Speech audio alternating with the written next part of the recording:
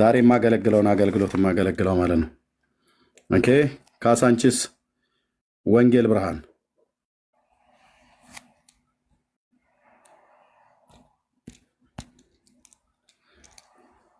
እሺ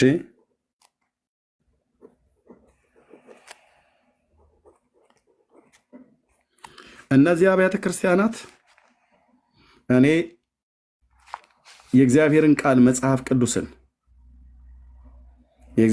መጽሐፍ ቅዱስን የተማርኩባቸው መንፈሳዊ ጸጋ ስጦታዎችን ሁሉ ጭምር እያየሁ ያደግኩባቸው፣ በልሳን ይጸለያል፣ ትንቢቶች ይመጣሉ፣ መገለጦች፣ አጋንንቶች ይወጣሉ። ጉባኤ እግዚአብሔር ነካ እንጦጦ መካነ ኢየሱስ በትንቢት በልሳኖች አጋንንትን ያስወጣሉ። ሕይወት ብርሃን ፓስተር ጎሳዬ ጋር ይሄንን ተመሳሳይ ነገር ይደረጋል። ሙሉ ወንጌል ቀጠና 2 አጋንንት ይጨፈጨፍላል፣ ትንቢት አለ፣ መገለጦች አሉ። ወንጌል ብርሃን ቤተክርስቲያን እነ ፓስተር ዳንኤል ጋር እነ ፓስተር ፋሲል ኃይለማርያም እነ ፓስተር ጎሳዬ ወንጌላዊ ግርማ ደጋግሞ እሳቸው በሌሉበት ሰዓት ላይ እነዚህን አገልጋዮች የእንጦጦ መካነ ኢየሱስ ቤተክርስቲያን ወንጌላዊ ግርማ ወደ ጌታ ሄዷል አሉ። እነሱ ነው እዛም እንደዚሁ እነዚህ አብያተ ክርስቲያናት ውስጥ ነው ያደግኩት ብራዘር። እነዚህ አብያተ ክርስቲያናት ኤርሚያስ አሁን ለደረሰበት መድረስ እግዚአብሔር በላቸው ላይ ካስቀመጠባቸው ጸጋ የተነሳ መንፈሳዊ ወንድሞቼና እህቶቼ እዛ ሲያገለግሉ ቁጭ ብዬ ይገለገል ነበር። እንደ ጥሩ ንብ ቀሳሚ ሆኜ ማለት ነው፣ አበባ እንደምትቀስም። አሁን ታዲያ እንትና ማነው የዓለማየሁ እሸቴ ነው ማነው የሚባለውን ዘፈን እንክፈልልህ እንዴ? ማነው እንክፈትልህ? ተማር ልጄ ብሎ የሚለውን ዘፈን እንክፈትልህ? ጴንጤ ወገኔ አይታችኋል አይደል? ከሙስሊሞቹ ምንም እንደሚባል 26,000 እያሰለጠኑ ነው። አሰልጥነው ብሎ የሚሉት ጸልዩ ይላሉ። ጴንጤ አሰልጥኖ ጸልይ ይላል። ጸልይ፣ ውጣና ስለ ኢየሱስ መስክር፣ ሰዎችን በፍቅር ቅረብ። ሰዎችን ከዛ ወደ ቤተክርስቲያን ይዘህ ሂድ። ደስ አይልም? ይሄ እኮ በማያምኑ ሰዎች በእስላሞች ሁሉ ጭምር እኮ ነው የተመሰከረ። ቪዲዮ እንዳሰማሁት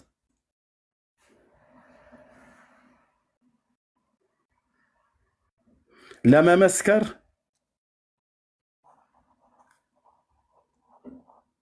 ለማደግም ለመጠንከርም የጸጋ ስጦታንም ለማወቅ ያመኑን ጌታም እያወቅነው እንድንሄድ የኮንፈረንስ ዘዋሪዎች እደግመዋለሁ፣ የኮንፈረንስ ዘዋሪዎች ወንድሞቼ ናቶቼ ዙረቱን አቁሙና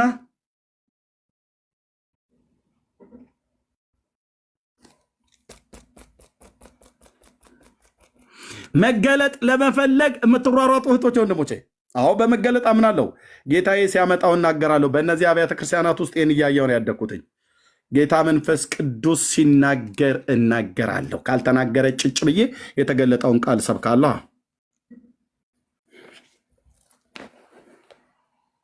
ስለዚህ ተማር ልጄ ብለን የዓለማየሁ እሸቴን ዘፈን አንከፍትልህም። ግባና ተማር ወንድምዬ። ጌታን ለማገልገል የምትፈልግ ከሆነ ባታገለግልም በመንፈሳዊ ህይወት ለማደግ ፈልግ። እኔ ህይወቴ እኮ ምንም መንፈሳዊ ህይወቴ ምንም አላድግ አለ ብላችሁ ለማደግ መቼ በላሽና ነው የምታድጊው? ባልበላንበት እድገት አለ እንደ የለም። ምንም ጠባላሉ ዝም ብዬ ውስጤ እኮ ድክም ብሎ ቀጸሉት ራሱ እንኳን እንትና ሲጸሉ በጣም ቦልድነስ ሆኖ ሲጸሉ በጣም ደስ ይለኛል። እንትና መንፈሷ ብራዘር፣ ያቺ ሴትዮ መንፈሷ በጣም ደስ ካለ ስትጸልይ እንደሆነች እሷ አደገኛ በላተኛ ነች ማለት ነው። ምን የምትበላ ቃለ እግዚአብሔርን አደገኛ በላተኛ ነች ማለት ነው። ቃለ እግዚአብሔርን በላተኛ ነች ማለት ነው። የእንትና ጸሎቱ ደስ ሲለኝ ብለህ ካልክ እሱ ሰውዬ አደገኛ ጠራጊ ነው ማለት ነው። ምን ቃለ እግዚአብሔርን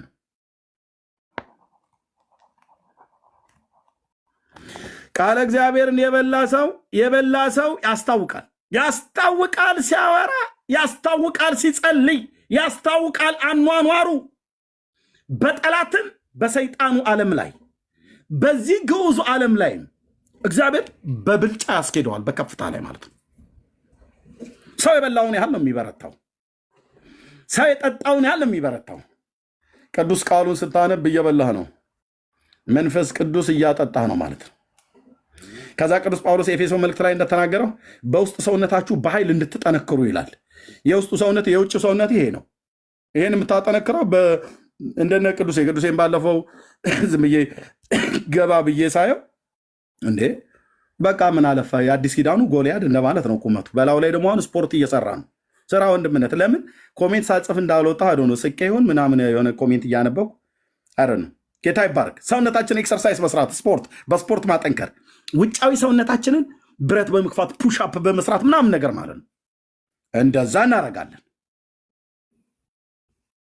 እና ጌታ እግዚአብሔር በውስጥ ሰውነቷን ቅዱሴ በውጭ ሰውነቱ ስፖርት ይሰራል። በውስጥ ሰውነቱ አላያችሁትም? ወንጌል ሲሰብክ አሁን የውጭውን ብቻ አንተን ብረት እየገፋ ቃል እግዚአብሔርን ባይሰማ ይህ ሰውዬ ቁመቱ በጣም ነው የሚያምረው። አንተዬ እንትናን ኤልያብን ይመስላል እያልን ግን ሲናገር ድምፁ ራሱ እንደ ትንሽዬ ገና እንደተወለደ ድምፅ ድመት ሚያው ሚያው የሚል አይነት ነው የሚሆነው። የበላ ሰው የይሁዳ አንበሳ ያስተማረው ሰው ሲናገር ድምፁ እንደ ደቦል አንበሳ ነው። የተባረከው መንፈስ ቅዱስ ከሱ ጋር ይሆናል ማለት ነው። ስለዚህ ቅዱስዬ የውስጡንም እንደዛው ቀጥል፣ አቀጣጠል፣ እንዳታጠፋት ያችን እሳት። ያጠፋት ቀን እዚህ እኔ ጋር ገስት እንዳትልክ፣ ካልሆነ ወደ ቸርች አለ በእርግጥ ካልሆነ እልክህና ሙቀጫም ቢሆን ጭነው ይጸልዩልሃል ማለት ነው። ስፖርቱንም ስራ። ብዙ ሰው የውጭ ሰውነቱን ያጠነክራል። የውስጥ ሰውነትን ግን በጣም ደካማ ነው። የውስጥ ሰውነታችን ነፍስና መንፈስ በምን ይጠነክራል? ዝም ብለህ ጥረግ አልኩ። ዳንኤልን ከበላኸው በኋላ ከጨረስክ በኋላ 12ቱን ምዕራፍ ቀጥል። ጌታ ጸጋው እንዲያበዛልህ አድርገህ የዳኒን ካነበብክ በኋላ ሆሴ የሚባል ነብይ ደግሞ እዚህ ጋር ቆይ እኔ ላገልግልህ ይላል። የሆሴንም በለው ከህይወት ጋር እያገናኘ ማለት ነው። እሱን ከጨረስክ በኋላ እፎይ ላርፍ ነው ብለህ ስትል የምን ታርፋለህ? አሞጽ እኔም አለው እኔም ተከታታይ ትምህርት አለ ላንተ ብሎ ይነግራል። እንዲህ ያሉ 66ቱ አባቶች ከግራ ከቀኝ እየተቀባበሉን በውስጣቸው የተባረከው የተናገረው ጌታ መንፈስ ቅዱስ እነሱ በጻፉት በቅዱሱ ቃል በኩል ይናገረናል። አላችሁም? የእግዚአብሔር ቃል ሲሰማው እንዴት ሲነበብ ስታነበው ደስታ የሚሰማን ደስታ፣ አይምሮ፣ ሰላም፣ እረፍት ምናምን ነገር ነው። ከዛ ቃሉን አንብበ እንደ ቃሉ ስትጸልይ እንዴ እኔ ነኝ እንዴ የጸለይኩት እኮ ብለህ ትላለህ። ዋው!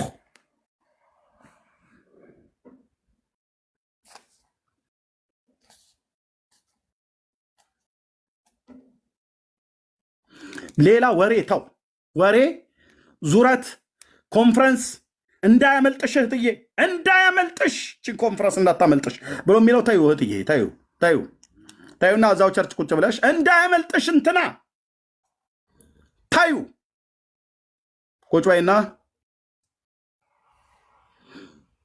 እንማር፣ እንጸልይ፣ እናጥና፣ እንማር፣ እንጸልይ፣ ጾም ጸሎት ይዘን በጌታ ፊት ጾም ጸሎት ይዘን እንጸልይ፣ ቅዱስ ቃሉ እናንብብ፣ ቅዱስ ቃሉ እናጥና፣ ቅዱስ ቃሉ እናሰላሰል። እንደ ቅዱስ ቃሉ ለመኖር በእግዚአብሔር ጸጋ ለመኖር እንጨክን።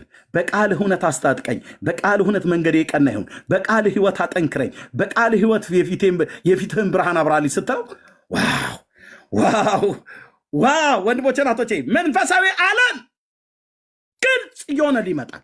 ከድንግዝግዝነት እየጠራ ይመጣል።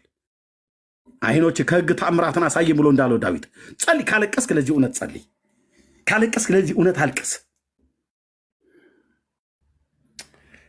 ያኔ ቀስ ብለህ ሳይታወቅ እንዴት ነው የምልህ ንግግሩ። እኔ ቅዱሴን እግዚአብሔር ምስክሬ ነው፣ ቅዱስን ያኔም ሲመጣ አውቀዋለሁ እዚህ ቲክቶክ ላይ ገና የመጣ ጊዜ። አሁን ግን ንግግሩ ተለውጧል። ደግሞ ኤርሚ እንዲያ ላይም ብሏል ብለህ ከረባትን ብታጠባብቅብን አውልቀው እልሃለሁ በውስጥ መስመር መጥቼ ማለት ነው። ኩራት ቢለ ማለት ለማለት ግን እንደማይል አውቃለሁ ወንድምነት። አሁን ንግግሩ ተለውጧል። እኔ እንኳን ካየሁት ማለት ነው። እንደው እንደ ምሳሌ ላድርገውና ምንድን ነው ንግግሩን የለወጠው? ይሄ ወንድሜ እዚህ ጋር ቸክሎ እየበላ ነው ማለት ነው።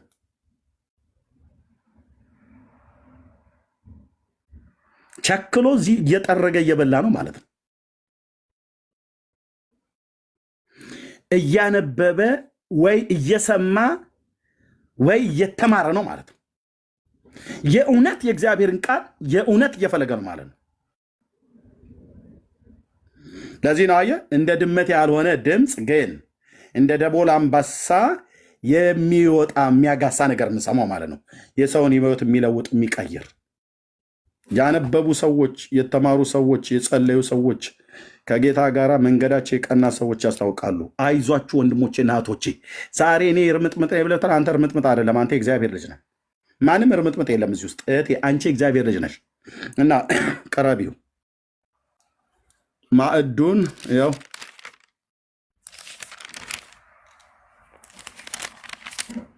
ለጌጥ አይደለም እንደዚህ የምታሰምረው። የምን ጌጥ አለና በደንብ ጥርግ አድርገህ መብላት ነው። ብሉይ ኪዳን ማለት ነው። ያው ብሉይ ኪዳን አዲስ ኪዳን ብቻ አይደለም፣ ብሉይ ኪዳን። እኔ ብሉይ ኪዳን ነው እኔ ብሉይ ኪዳን ሳነብ አይገባኝም እንዴ ብሎ ነገር የለም ብራዘርዬ። ንጉሱ እኮ ጌታዬ እንዴ የጸጋው ባለቤት እግዚአብሔር መንፈስ ቅዱስ እኮ ነው። እንዴት ነው የማይገባ? ሚክያስ እንዴት ነው የማይገባ? ኢሳያስ እንዴት ነው የማይገባ? ካልገባቱ ሆነ ጠይቀው ብራዘርዬ፣ ጠይቀው።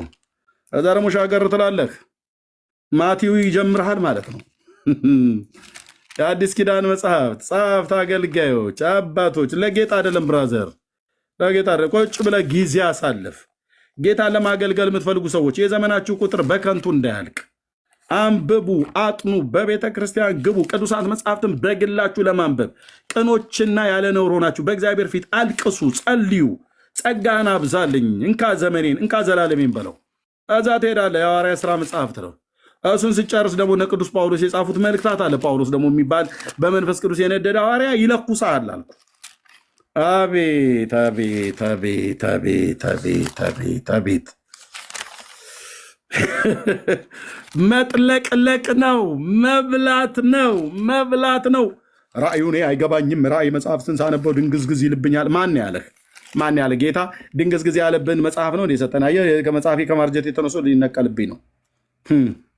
ራእይ መጽሐፍ አይገባኝም አለ። አይገባህም? ና እኔ ጋ፣ በእውነት ና እኔ ጋ በውስጥ መስመር እጸልይልሃለሁ። አንደኛ እኔ እዚህ መጽሐፍት ውስጥ አንብቤው የማይገባኝ መጽሐፍ እግዚአብሔር አልሰጠኝም። የተባረከው መንፈስ ቅዱስ ስላለ ራእይ መጽሐፍ ትገባለህ ማለት ሰባቱን አብያተ ክርስቲያናት ጌታ በእነሱ በኩል እንዳደረገው ይኸውልህ፣ ሴቲቱ የለ፣ አውሬው የለ፣ ቀንዱ የለ፣ ጅራቱ የለ፣ ሰባቱ ራሶች የለ፣ ሰባቱ ቀንዶች የለ፣ 10 ራሶች የለ። በሙሉ የመጨረሻው ዘመን የመሲሁ መምጣት አምባ ላይ ፈረሶች ጉራቻና ዲማ የሚባሉት ቀጥልጣይ የተባሉቱ እግዚአብሔር እንዴት ልጁን የሚልክበት መለከት ሲነፋ የሚመጣውን አልገባ አለኝ ትላለህ እንዴ? አንተ ሰውዬ አልገባ አለኝ ትላለህ እንዴ? ይህንን እኮ መጽሐፍ እኮ ያጻፈው ጌታ መንፈስ ቅዱስ ነው። አንተ ውስጥ አለ ብሎ ያለህ አንተ ውስጥ እንዳለ እርግጠኛ ካልሆንክ እርግጠኛ እንድትሆን ወደ ወንድሞች፣ ወደ አገልጋዮች፣ ወደ ቤተክርስቲያን ሂድና በደንብ የዳንክበትን ጸጋ ወቅ። ካልሆነ ግን በዮሐንስ ወንጌል መጽሐፍ ምዕራፍ 14 ላይ ጌታ ምንድን ነው ያለው? እርሱ የእውነት መንፈስ ጌታ መንፈስ ቅዱስ በእናንተ ስላላለንም 14:15 ላይ ምንድን ነው ያለው? ብትወዱኝ ትእዛዜን ጠብቁ፣ እኔም አብን እለምነዋለሁ ለዘላለም ከእናንተ ጋር እንዲኖር ሌላ አጽናኝ ይሰጣችኋል። እርሱም ዓለም የማያየውና የማያውቀው ስለሆነ ሊቀበለው የማይችለው የእውነት መንፈስ ነው። ይሄ የእውነት መንፈስ። ስለዚህ ነገር ግን ከእናንተ ዘንድ ስለሚኖር ኢየሱስ የእግዚአብሔር ልጅ ጌታ እኮ ነው። ከእናንተ ዘንድ ስለሚኖር በውስጣችሁም ስለሚሆን እናንተ ታውቁታላችሁ። የእውነት መንፈስ የሆነው ማን ነው? የእውነት መንፈስ ጌታ መንፈስ ቅዱስ። ሐዋርያቱን በሱ መነዳት ወንጌልን የሰበኩ ነቢያቱ በሱ መነዳት ትንቢት ያናገራቸው፣ ነቢያቱን ትንቢት ያናገረ፣ ሐዋርያቱን መልእክታትን እንዲጽፉ ያደረገ፣ እነሱንም በጸጋ በዘመናቸው ሁሉ የረዳ እኮ ጌታ መንፈስ ቅዱስ አንተ ውስጥ እኮ አለ። ስለዚህ ይህን መጽሐፍ አይገባኝም ትላለህ እንዲህ መጽሐፍ መንፈስ ቅዱስን ይዘህ አትበል ወንድሜ፣ አትበል። የተዘጋ መጽሐፍ አይደለም የሰጠን ብራዘር። ዳንኤልን ነው ራእዩን ዝጋው ያለው ዘመኑ ሩቅ ስለነበረ። ራእይ መጽሐፍ ግን ዝግ ነው ትላለህ እንዲ ወንድሜ? የተከፈተ መጽሐፍ ነው የሰጠን። አንብበን ልንረዳው የምንችል ደብዳቤ ነው ወደ 7ቱ አብያተ ክርስቲያናት የተጻፈው። እኔ ሳነበው ምንም አይገባኝም። አውሬው፣ ቀንዱ፣ ዙፋኑ፣ ጅራቱን አንብሎ ሲል ኦኬ አልገባህም ማለት ወደ ገባቸው ሰዎች ግባ ሂድ። ካልሆነ ና በቅንነት አገለግልሃለሁ ወንድሜ። ጅራቱ እንትኑ ምናምን ነገር ብሎ ሲል አስፈራህ። ምን ትፈራለህ አንተ? እግዚአብሔር ልጅ አይደለ እንዴ?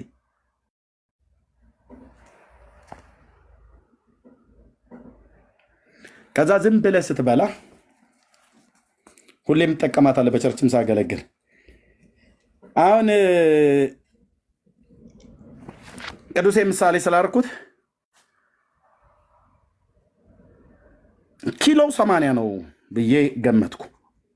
80 ኪሎ ነው ቅዱስ እና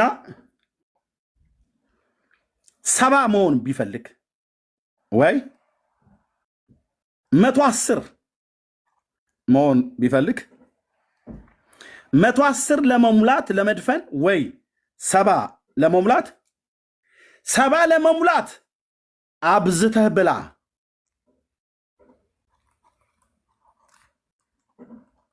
ይባላል? አይባልም። አይባልም። 110 ለመሙላት አብዝተህ ጾም ይባላል? ወንድሞቼ እናቶች ይባላል? አይባልም። 80 ላይ ነው ያለው። ዓላማው 70 መውረድ ነው። 70 ለመውረድ ከፈለገ አብዝተህ ጾም። አንድ ካልከው ውሃ ከስብ ነገር ተቀጧል። ካርቦሃይድሬትና ጣፋጭ ነገሮች አትብላ። ኤክሰርሳይዝ አድርግ፣ ሩጥ፣ ውሃ አብዝተህ ጠጣ፣ ምግብ ቀንስ፣ ሩጫ አብዛ፣ ወክ አድርግ፣ ሩጫ ሩጥ፣ ኤክሰርሳይዝ ስራ ነው የሚባለው። መጨመር የፈለገውን ሰውዬ ደግሞ ጨምራለሁ ብሎ ካለ ዓላማው እዚጋ ከሆነ አብዝተህ ጾም አይደለም መባል ያለበት ነው የሚባለው።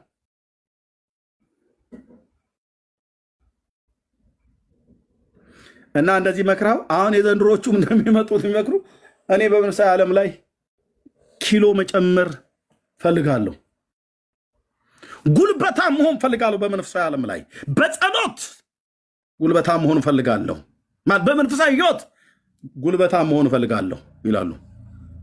ከዛ አንድ ምክር እንመክራለን። ብዙዎቻችን ግማሽ እውነት ነው የምንመክረው። ከዛ ምን እንለዋለን? እንደዚህ ብሎ የሚለውን ሰውዬ ምንድን ነው የምንለው?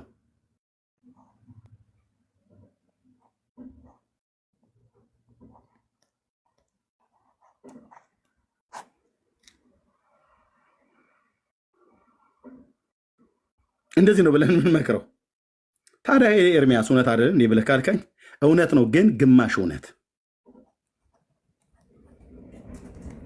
ጾም ብቻ ነው ያልከው አይደል? ለምን ብላ አላልከውም? ጾም በስጋህ አትብላ፣ እህል እንጀራ ማለት ነው። ኦኬ፣ ከእንጀራ ከውሃ ተቆጠብ፣ ከኃጢአትም ጭምር። ቡዴና አትብላ ነው።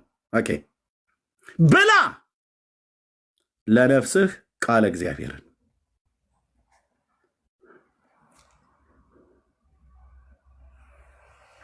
አሁን ብዙ ሰው በስጋውም ጾመኛ ነው፣ በነፍሱም ጾመኛ ነው። ለዚህ ስጋህ እንጀራ ከልክለው፣ ለነፍስና ለመንፈስህ ቃለ እግዚአብሔርን ከልክለ ገብቼ ልጸልይ ብለህ ብትል ተንበርክከህ ጌታዬ ሆይ ሸረኛ ምቀኛን አታሳጣኝ፣ እንትኑና ርቅልኝ ምናምን ነገር ብሎ ከመጸለይ በቃ እንደዚህ ብሎ ከመጸለይ ያለፈ ነገር የለም። ከዛ ዛው በተንበረከክበት ጌታ ስም ይባረክ፣ አመሰግናለሁ እና ከዛ እንቅልፍ ይመጣል። እዛው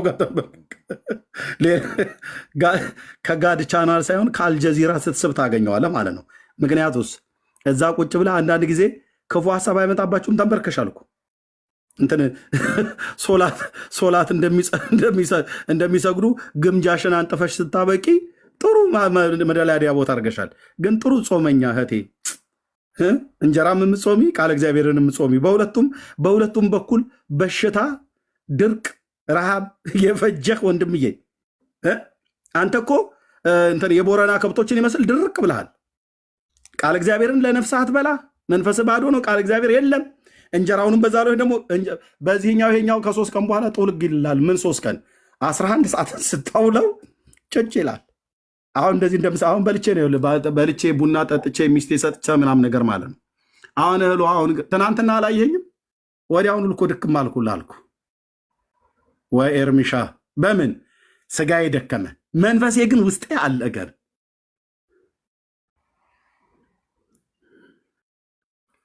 አሁን ብዙ ሰው ይጾማል፣ ምን እንጀራን ብቻ አይበላም። ለነፍሱና ለመንፈሱ ምን ቃለ እግዚአብሔር ሎክ ቃለ እግዚአብሔርን በመጀመሪያ ጾም ጸሎት ከመጸለይ በፊት በእውነት ወንድሞቼ እናቶቼ ለመጸለይ በጌታ ፊት ከመግባታችሁ በፊት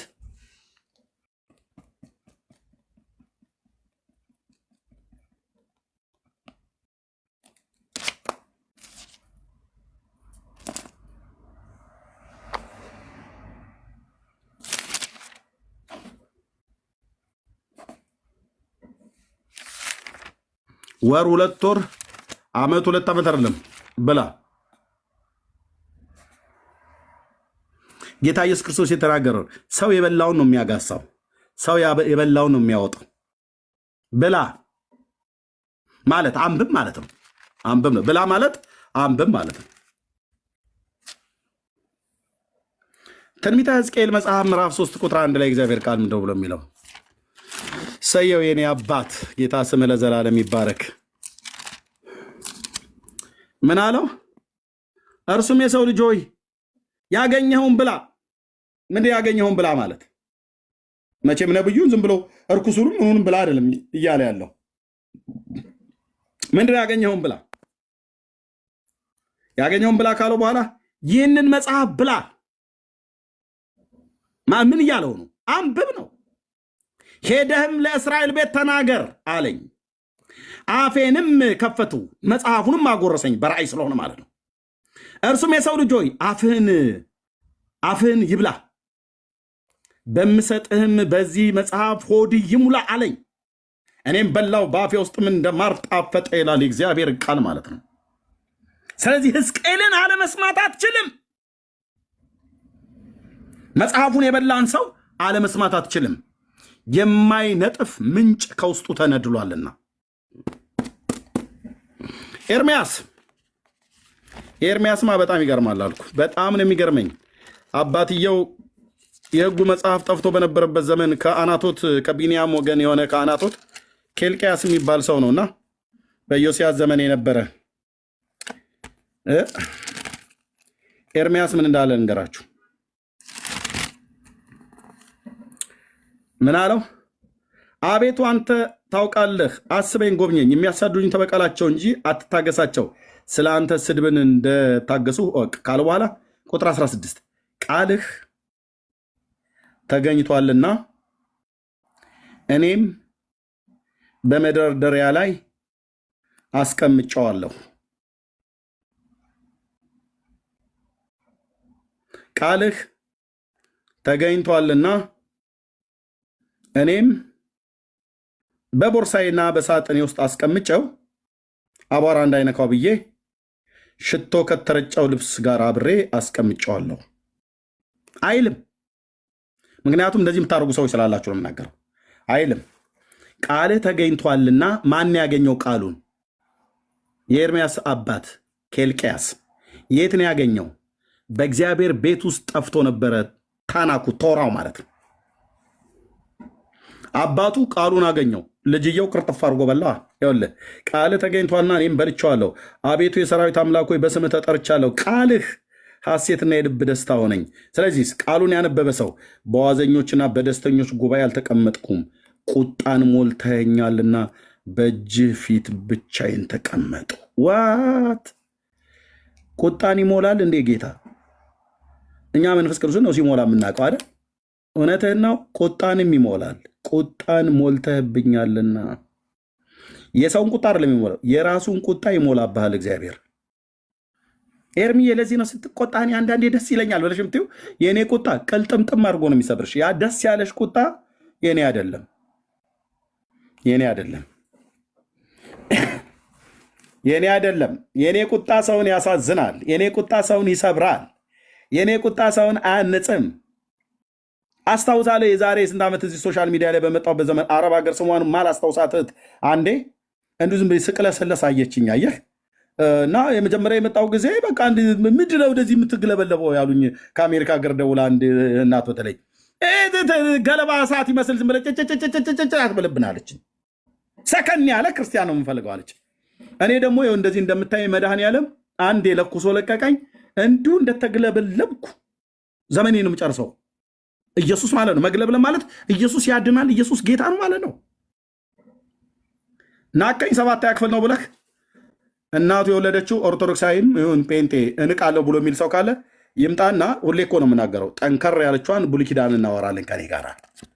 ያውም ዝም ብሎ ማስታወቂያ ተለጥፎ ምናምን የዲቤት ጥሪ ተደርጎልህ አይደለም። እሱማ ከሆነ ሄደህ መጽሐፍ አገላብጠህ ተገለባብጠህ ኮሜንታሪ ምናምን ነገር አንብበህ ልትመጣ ነው ማለት ነው። አይ ቅጽበታዊ ነው የሚሆነው። አየህ ይሄ መብረቃዊ ጥቃት የሚባል ነገር አለ አይደል? ድንገት አስገባህና ከቶራ ላይ ይሰጥሃለሁ። ከታናክ ሙሴ የጻፈውን ተርጉሞ ብለዋል። እመቤታችን ወላዲተ አምላክ ቅዱስ ሉቃስ እንደጻፈላት ማለት አይደለም። እሱማ ሉቃስ የጻፈውን ሉቃስ ተነግሮናል። ቀለል ያለ ነው። በቃ ጌታ ቀለል አድርጎ የአዲስ ኪዳን መጽሐፍ ነት ሄደ። የአዲስ ኪዳን መጽሐፍ እነ ቅዱስ ጳውሎስ የብሉይ ኪዳኑ እያመጡ ፈተውታል። ጌታም የብሉይ ኪዳኑ እያመጣ ፈተውታል። ጴጥሮስም እንደዚህ ፈተውታል። ከአዲስ ኪዳን ብለህ ካልክ ጅራቱን፣ ዘንዶውን፣ 10ሩን ቀንዶች፣ 7ቱን ራሶች፣ ሴቲቱን ትተረጉማታለህ ማለት ነው። የበጉን ከተማ አዲስቱ ኢየሩሳሌም 12 ቅጥሮች አላት ብሎ የሚል ከእግዚአብሔር ዘንድ የተዘጋጀች ከሰማይ የምትመጣ አገር አለችን እንጠባበቃታለን ብሎ የሚለውን ትፈተዋለህ ማለት ነው። ይሄ ለጉረኛ ጴንጤ ለሆነና ለጉረኛ ኦርቶዶክስ ለሆነ እንጠራራለሁ ብሎ ለሚል ማለት ነው። እኔ ግን አንጠራራም። እውነቴን ነው የምልህ። እንኳን እኔ አንድ ከከብትረኛ አንስቶ እግዚአብሔር ሰው ያደርገኝ አይደለም። የአዲስ ኪዳን መጽሐፍት 14ቱን መጽሐፍ የጻፈ ከግማሽ በላይ መጽሐፍ የጻፈ ጳውሎስ እንኳን ከእውቀት ከፍለ እናውቃለን ብሎ ካለ እኔንማ ተወኝ፣ አትጥራኝ። እኔን እንዳጠራኝ በእውነቴ ነው የምልህ፣ እኔን እንዳጠራኝ። አንዳንድ እኮ ቴዎሎጂ ተምሬ ኮሌጅ በጥሼ በጣጥሼ ይልልሃል። ሶ ዋት በጣሹ መምህር በጣጣሽ እንበልህ። ኦኬ ተምርሃል፣ ጌታ ይባረክ። እውቀትን ስለሰጠ እግዚአብሔር ይባረክ። ዝቅ በልና በትህትና አገልግልበታ። ምን ተርሚኖሎጂውን አበላሸው። ኦኬ አበላሽቸው ከሆነ በቅንነትና አቅናኝ አይደል? አዎ በቅንነት ማቅናት። ኤርሚያስ ከገድልና ከድርሳናት ውጭ ምን ይናገርና አሉ ኦርቶዶክሳውያን። ብሉይ ኪዳንን ግን ሳስተምር መጥቶ ማስታወሻ ደብተር እየያዙ የሚጽፉት እነሱ ናቸው።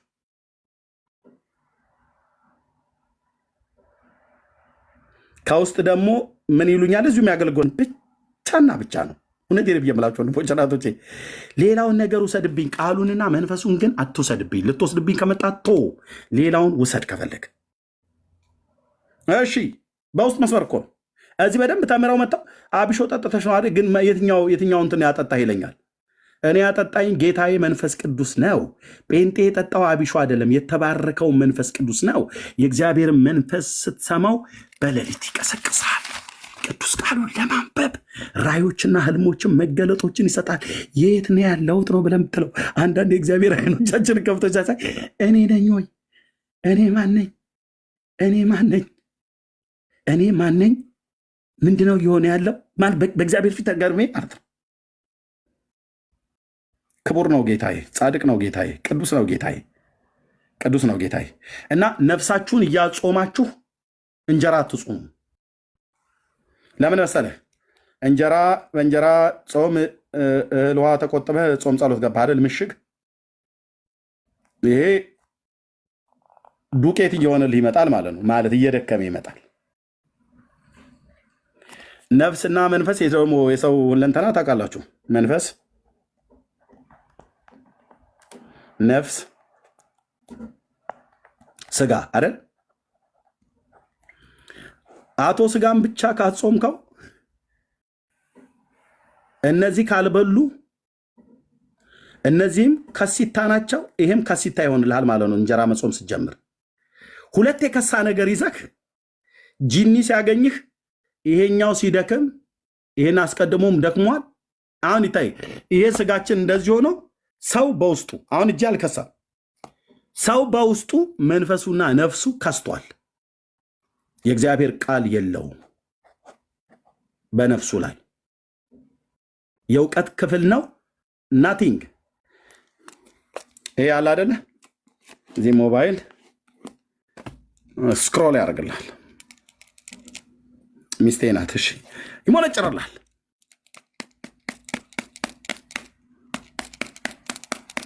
ይህን እንደዚያ ያገላብጡ። ይህን የሚያገላብጥ እጅ ተውልህና መጽሐፉን ማገላበጥህን ትተህ ቸርች አትሄዱም፣ አትማሩ። ኤርሚያስ ላይቭ ላይ አለ። ኦኬ። ከዛስ ከዚህ ምግብን አታገኝም። ከዚህ በጣም ብዙ በሽታ ነው የምትቀደው። እዚህ ግን መተህ እንዲህ አትልም። አያመችም።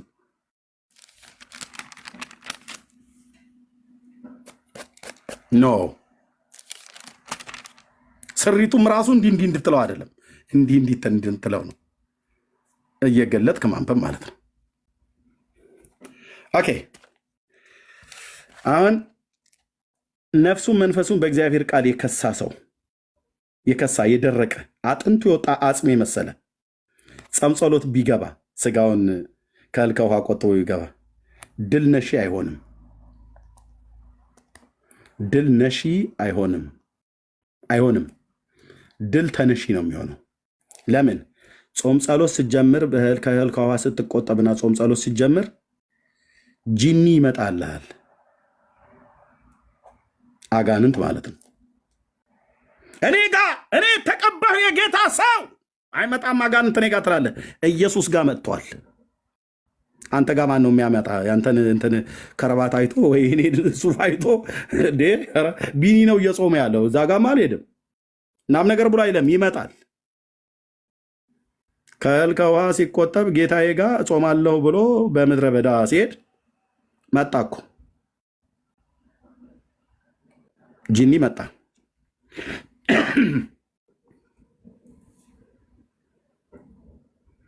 ከዛ ጥያቄ ይጠይቃል ማለት ነው። እንደ ተራበ አውቆ መጣና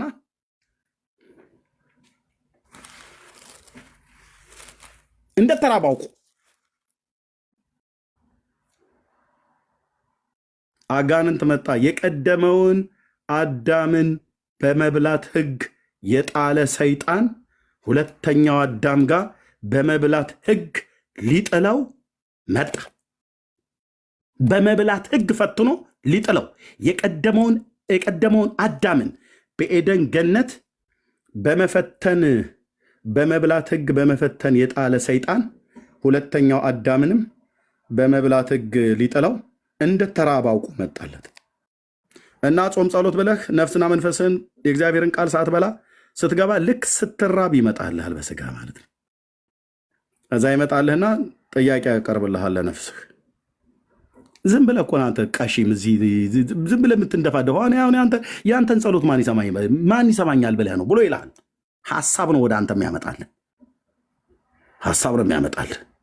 ያኔ እንደ ጳውሎስ ቃል እግዚአብሔርን የበላህ ከሆንክ እንደ ኢየሱስ ቃል እግዚአብሔርን የምታውቅ ከሆነ የሰይጣንን ሐሳብ አልስተውም ብለህ ትላለህ። ግን ጦመኛ ከሆነች ነፍስህ ዝም ብለሽ ከሆነ ዝም ብለሽ ግምጃሽን አንጥፈሽ እዚህ ተንከባለ ያለሽ ምንም የሚመጣ ነገር የለም። ነጋ ጠባ ኢየሱስ ትያለሽ ምን ሐሳብ ይመጣብሃል ማለት ነው። የክፉዎችን ሐሳብ የክፉን ፍላጻ እንድትቃወሙ የእግዚአብሔርን ዕቃ ጦር አንሱ የተባለው የኤፌሶን መልእክት የለም። ጋሻው የለህ፣ ሰይፉ የለህ። የእግዚአብሔር ቃል ጋሻ ነው፣ የእግዚአብሔር ቃል ሰይፍ ነው። ሁለቱም ማለት ነው። ሰይፍና ጋሻ ሳትታጠቅ ጾም ጸሎት እኮ የምትገባው ውጊያ ነው። ውጊያ ልትዋጋልኝ ማለት እኔ አንበሳ ቃል እግዚአብሔርን ሳትይዝ በነፍስና በመንፈስ ቃል እግዚአብሔር የለ፣ እውቀት የለ፣ መንፈሳዊ እውቀት የለ። ከስጋ ጦመኛ ሆነ እና ከጂኒ ጋር ልትዋጋ ባዶ እጅን እየተንከወከውክ ገባህ እዛ ጾም ጸሎት ቤት ይመጣልሃላ። የአጋንንት መንጋ ይመጣልሃል። አንደኛውን እንደምንም ብለህ በኢየሱስን ብታባረው ተስፋ ቆርጦ አይሄድም። ሌሎች ከሱ የከፉ ይዞልህ ይመጣል። ከዛስ የኔ ጌታ ለዘላለም ስም ይባረክ። በመጽሐፈ ምሳሌ መጽሐፍ ምዕራፍ 19 ቁጥር 2 ላይ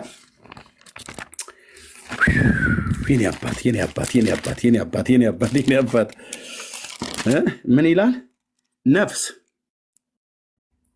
እውቀት የሌላት ትሆን ዘንድ መልካም አይደለም አላለም ሰለሞን? ሰው ብቻውን ይሆን ዘንድ መልካም አይደለም ብሎ እግዚአብሔር የምትመቻውን ረዳት እንፍጠርለት ብሎ ያለ ጌታ፣ ሰው ብቻውን ይሆን ዘንድ መልካም አይደለም ብሎ ያለ ጌታ ነፍስም እውቀት የሌላት ትሆን ዘንድ መልካም አይደለም ብሎ አለ። አረ ጌታኛም ነፍሴ ብዙ ነገር የምታውቀው መኪና መንዳት እናውቃለን፣ አውሮፕላን ማብረር እናውቃለን፣ ሞባይል ስከፍት ስዘጋ ኮምፒውተር ሁሉ እንትን ስል ትምህርት ቤት እኮ ሳስተምር ምናምን ነገር። እሱን አይደለም ጌታ የሚፈልገው። እሱኛው እውቀት አይደለም። እሱኛው እውቀት ልክ ነው፣ በነፍስ ላይ ነው፣ በነፍስ ላይ ነው እሱኛው እውቀት የሚኖረው። ግን እግዚአብሔር የሚፈልገው እውቀት ነፍስ እውቀት የሌላት ትሆን ዘንድ መልካም አይደለም ብሎ ያለው ነፍስ ራሷ ጌታ መድኃኔዓለም ገና ጥንቱኑ ሲፈጥረን ዘፍጥረት መጽሐፍ ምዕራፍ 2 ላይ እግዚአብሔር አምላክም አዳምን ከምድር አፈር አበጀው፣ የሕይወትን እስትንፋስ እፍ አለበት፣ ሰውም ሕያው ነፍስ ያለው ሆነ ይላል አይደል? ነፍስ ከእግዚአብሔር የተካፈልናት ናት። ስለዚህ ነው ነፍሳችን ስጦታ ወደ እግዚአብሔር የምትሄደው። ያቺ ከእግዚአብሔር የተካፈልናት ነፍስ በእኛ ውስጥ ያለችው ነፍስ ጌታ ምን አለ? እውቀት የሌላት ትሆን ዘንድ መልካም አይደለም። ስለዚህ ሰው ከእግዚአብሔር አፍ በሚወጣ ቃል እንጂ በእንጀራ ብቻ አይኖርም ተብሎ ተጽፏል። ይሄ በእንጀራ ብቻ የሚኖር የሕዝብ አዳሙን እኮ ነው ጌታ ኢየሱስ ክርስቶስ የተናገረው። በእንጀራ ብቻ ምስር፣ ሽሮ፣ ቂጣ፣ ቆሎ፣ ዳቦ፣ ነፍሮ፣ ማኪያቶ፣ ወተት፣ ስጋ ብቻ፣ ሎሽን፣ ኮማንዶ፣ አቮካዶ ብቻ የምትቀባውን ተቀባ። ነፍስስ የለም። የማን እውቀት? የአምላክ እውቀት። የአምላክ እውቀት ያስፈልጋታል። አየህ፣ ከአምላክ ነው የተቀበልናት። የአምላክ እውቀት ያስፈልጋታል። የአምላክ እውቀትን ካልሰጣት ቀዥቃዣ ነች፣ ገልበጥባጣ ናት፣ እስስት ነች አልኩ። የራስህ ነፍስ፣ የኔ ነፍስ ረሃብተኛ ናት። የሚበላ ነገር ካልሰጣት ከአምላኳ ከእግዚአብሔር የአምላክ አንዳንድ አታይም?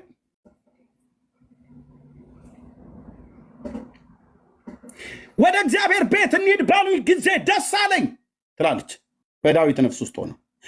ነፍሴ እንደ ምድረ በዳ አንተን ተጠማች፣ ዋላ ወደ ውሃ ምንጭ እንደምትናፍቅ አቤቱ አንተን ነፍሴ ትናፍቅሃለች አለ። ነፍስ የዳዊት ነፍስ። አዎ ሆ ሰይ ዳዊት ሰይ ጎሽ ጎሽ ጎሽ ጎሽ ይደግ ይመንድግ ነው ብለህ ምትለው እንደዚህ እና እችብ ነፍስ መዝሙር 103 ላይ ሄደህ ስታያት አወከቿ ብጥብጥ ቤቱን በአንድ እግሩ ነው ማቆመው ማምሰው ብላ የዳዊትን ሕይወት ማመስ ጀመረች።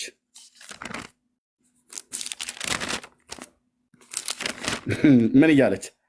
ነፍሴ ሆይ እግዚአብሔርን ባርኪ፣ አጥንቶቼ የተቀደሰ ስሙን። ነፍሴ ሆይ እግዚአብሔርን ባርኪ፣ ምስጋናውንም ሁሉ አትርሺ። ለምንድን ነው የምባርከው? ምን ስላደረገልኝ? እሱ ማን ስለሆነ ብላ ሁሉ ልትል ትችላለች። ብራዘር ውስጥ ሆና የእግዚአብሔርን ቃል ካልሞላት። ዳዊት እንደዚህ አይነት ጥያቄ ስለጠይቀችው እኮ ነው። ምን ስለሆነ ምናምን እንዴ ኃጢአትሽን ሁሉ ይቅር የሚል ነው። ረሳሹ እንዴ? ኃጢአትሽን እኮ ይቅር ያልሽ እኮ እሱ ነው።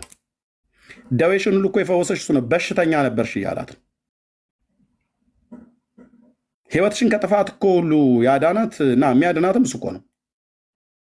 በቸርነቱና በምሕረቱና በቸርነቱ የሚከልሽ እኮ እሱ ነው። ምኞት አለሽ አይደል? ምኞትሽን በበረከቱ የሚያጠግባት እሱ ነው። ተዚህ ልሻል አሁን ስለሸመገልሽ ነው። በጎልማስነትሽ ዘመን ጎልማስነትሽን እንደ ንስር ያደሰ የሚያድስልሽም እሱ ነው።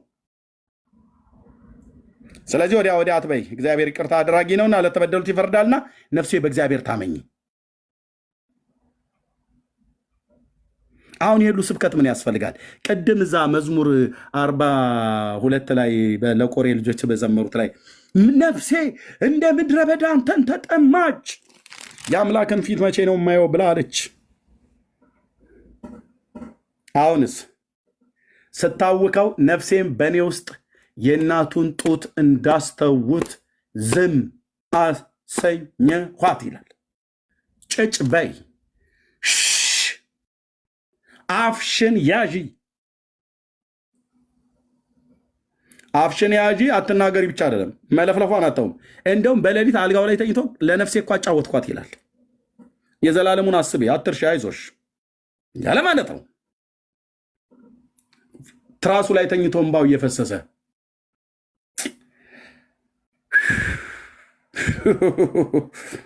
ከዛ አፍሽን ያዢ ብቻ አይደለም ያላት ዳዊት። የሕጉን መጽሐፍ አምጡልኝ ብሎ ንባብ ጀመረልህ አልኩ ዳዊት።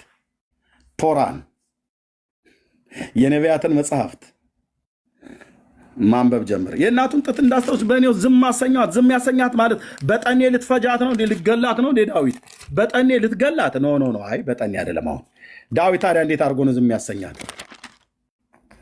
ዝም ያሰኛት ያው ዝም ያሰኛት ይሄን ይዞ ነው። በመንገዳቸው ንጹሕ የሆኑ በእግዚአብሔር ሕግ የሚሄዱ ምስጉኖች ናቸው። ምስክሩን የሚፈልጉ ዳዊት ራስ ምስክሩን ትፈልጋለህ እንዴ? አዎ። ሕጉንስ ትፈልጋለህ? አዎ። ሕግ፣ ምስክር፣ ትእዛዝ፣ ቃል፣ ስርዓት፣ እነዚህ እግዚአብሔር ቃላት ናቸው። ቶራ ታናኩ ማለት ነው። ቶራ ክትቪም ነቢም። ኦኬ። በፍጹም ልብ የሚሹት ምስጉኖች ናቸው። አንተ ትፈልገው ነው ዳዊት? አዎ በፍጹም ልቤን እንፈልገው ምላ አመፃንም አያደርጉም። በመንገዶቹ የሚሄዱ ትእዛዝህንም እጅግ እጠብቅ ዘንድ ለአንተ ነው። ትእዛዝህን እጅግ እጠብቅ ዘንድ አንተ አዘዝህ። ስርዓትህን ለመጠበቅ መንገዶቼ ይቀኑ ዘንድ እወድድ ነበረ።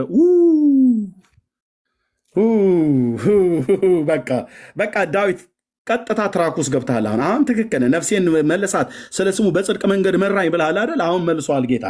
መድኃኔዓለም ሲመልስ እንዲህ ነው የሚያደርገው ማለት ነው። መንገዶቼ ይቀኑ ዘንድ እወድድ ነበር፣ ትእዛዝህን ሁሉ ስመለከት በዚያን ጊዜ አላፍርም። አቤቱ የጽድቅህን ምክር ስማር አይ ዳዊት የጽድቅህን መንገድ ስማር፣ የጽድቅህን ፍርድ ስማር ትምህርት፣ አዎ ስማር፣ ቶራውን ስማር፣ ሕጉን ነቢያቱን ስማር በቅን ልብ አመሰግንሃለሁ። የአባቶች አምላክ ለዘላለም ስምህ ይባረክ። የኔ ጌታ ለዘላለም ስምህ ይባረክ። ስርዓትህን እጠብቃለሁ፣ ቃልህን ማለት ነው። በፍጹም አትጣላኝ። ጎልማሳ መንገዱን በምን ያነጻል? ይጠይቃል ራሱንም ጭምር። ቃልህን በመጠበቅ ነው። ቃልን ለመጠበቅ እኮ መማር አለበት ዳዊት። አዎ እሱ ነው እያልኩ ያለሁት። እሱን ለማድረግ ደግሞ በቅን ልብ መንገዶቹን ወድድ ነበረ። ኤርምያስ ተወኝ፣ አሁን እኔ ሕጉን እፈልጋለሁ እያለ ነው ዳዊት። ኦኬ። ቃልህን በመጠበቅ በፍጹም ልብ ፈለግኩህ። በግማሽ ልብ እንደሚፈልግ ነበር። በፍጹም ልብ ፈለግኩህ። ከትእዛዝ አታርቀኝ፣ ከቃልህ ማለት ነው። አንተን እንዳልበድል ቃልህን በልቤ ሰወር። ቃል፣ ትእዛዝ፣ ሕግ ስለ እግዚአብሔር ቃል እኮ ነው የሚያወራው። አቤቱ አንተ ብሩክ ነህ። ስርዓትህን አስተምረኝ። የአፍህን ፍርድ ሁሉ በከንፈሬ ነገርሁ። እንደ ብልጽግና ሁሉ በምስክርህ መንገድ ደስ አለኝ። ትእዛዝህን አሰላስላለሁ። ነገርና ወሬ ስበላ አሉልም እያለን ነገርና ወሬ፣ ዘረኝነትና ርኩሰት፣ አመፃ፣ ክፋትን ስበላ አሉልም። ትእዛዝህን ግን አሰላስላለሁ። ቃልህን አሰላስለዋለሁ። ሕግህን አሰላስለዋለሁ። በስርዓትህ እማራለሁ። መንገድህን እፈልጋለሁ። በትእዛዝ ደስ ይለኛል። ቃልህንም አረሳም። ለባሪያ መልካም አድርግ፣ እንደ ቃል ሕያው እንደሆንም ቃልህን እንድጠብቅ ዓይኖቼን ክፈት። ከሕግ ታምራትን አያለሁ። እኔ በምድር እንግዳ ነኝ። ትእዛዝህን ከእኔ አትሰውር። ይታይ ትእዛዝ፣ ቃል፣ ሕግ የሚለውን ተከታተሉኝ። ነፍሴ ሁልጊዜ ፍርድህን እጅግ ፈለገች። የእግዚአብሔር ፍርድ እግዚአብሔር ቃል ማለት ነው። ከትእዛዜ የሳቱትን ትዕቢተኞችን እርጉማንን ዘለፍህ። ምስክርህን ፈልጌአለሁ። ምስክር የእግዚአብሔር ቃል ማለት ነው። ትእዛዝ የእግዚአብሔር ቃል፣ ሕግ የእግዚአብሔር ቃል፣ ቃሉ የእግዚአብሔር ቃል። ስድብና ነውርን ከኔ ያርቅ። አለቆች ደግሞ ተቀምጠው እኔን አሙኝ። ካፌ ቁጭ ብለው ሊያማህ ይችላል። ቸርች ውስጥ ቁጭ ብለው እሺ። ታዲያ ዳዊት አንተ ምን ታደርግ ነበር? በዛ ሰዓት ለሚያሙ ለሐሜቱ መልስ እያዘጋጀ ነበር? በፍጹም። ታዲያ ምን እያርክ ነበር? ባሪያህ ግን ሕግህን ያሰላስል ነበር። ዋት ሕግህን ያነበበውን የተማረውን ቁጭ ብሎ ያወጣል ያወርዳል። የጌታን የዘላለሙ ዘመናት ያውጠነጥናል። ከየት እንዳነሳው ከየት እንዳመጣው አሁን የት እንዳለ ነገውን ዘላለሙን ያሰላስላል። ቁጭ ብሎ ዳዊት ሕግህን ያሰላስላል። ያሰላስል ነበር። ሕግህ ተድላዬ፣ ቃልህ ማለት ነው። ምስክርህም መካሬ ነው። ነፍሴ ወደ ምድረ በዳ ተጠጋች፣ እንደ ቃልህ ሕያው አድርገኝ። መንገድህን ነገሩ ሰማኝም፣ ስርዓትህን አስተምረኝ። በየቦታው ነው የሚለው አስተምረኝ፣ ንገረኝ፣ አቅናኝ፣ ፈትሸኝ፣ መርምረኝ፣ የስርዓትን መንገድ እንዳስተውል አድርገኝ። ቃልህን እኮ ቃል ማለት ነው ስርዓት የሚለው። ታምራትን አሰላስላለሁ። ከሐዘን የተነሳ ነፍሴ አንቀላፈች። ነፍስ ታንቀላፋለች እንዴ? አዎ። አየህ፣ የእግዚአብሔር ቃል ስታጣ ታንቀላፋለች፣ ሙትቻ ትሆናለች። ሙትቻ። ከዛ ነፍስ ታዲያ በምንድን ነው የምትጠነክረው? ከእንቅልፍ በምንድን ነው የምትነቃው? በቃልህ አጠነከርከኝ። ቃል ነፍስ ሽባ ትሆናለች፣ በውስጥ ዴድ ስፒሪት ትሆናል ማለት ነው። ትሞታለች ማለት ነው። ሄደህ እጅን አስጭነ ፓስተሮቹ ጋር እንትን ብለህ ብትል እሺ፣ በጸሎት አምናለሁ፣ እጅ በመጫን አምናለሁ፣ ልክ ነው፣ እሱ አንዱ ነው። ግን ስትበላ በቃልህ አጠነከርከኝ። ነፍሱን የእግዚአብሔርን ቃል ሲመግባት፣ ሕጉን ሲፈልግ፣ ስርዓቱን ሲማር፣ ከዛ የአመፃን መንገድ ከኔ ያርቅ፣ በሕግ ማረኝ። የእውነትን ፍርድ መረጡ፣ ፍርድህን አልረሳሁም። አቤቱ ምስክርነትን ተጠጋሁ፣ አታሳፍረኝ። ቃልህን ማለት እኮ ነው። ልቤን በተስፋ ባሰፋው ጊዜ በትእዛዝህ መንገድ እሮጣለሁ። አቤቱ የስርዓትን መንገድ አስተምረኝ። አቤት ዳዊት ምንድነው? አስተምረኝ። በየቦታው ትምህርት አይበቃም እንዴ? አንተ ሰው እየተምረህ አታበቃም እንዴ? አትመረቅም እንዴ? የሆነ ቦታ ላይ በኮሌጅ ወይ በኮሌጅ በቲቲያ ወይ በዲፕሎማ ወይ በዲግረት አስተምረኝ። በየቦታው ተውቱን ጌታ እንዲበላዋ፣ የእግዚአብሔር ልጅ እንዲበላዋ፣ እንዲህ እንበላዋ። እህቴ ወንድሜ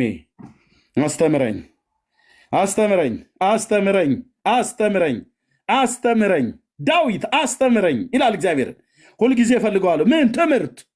ትምህርት የስርዓትን መንገድ እንዳውቅ ሁልጊዜ የምፈልገው።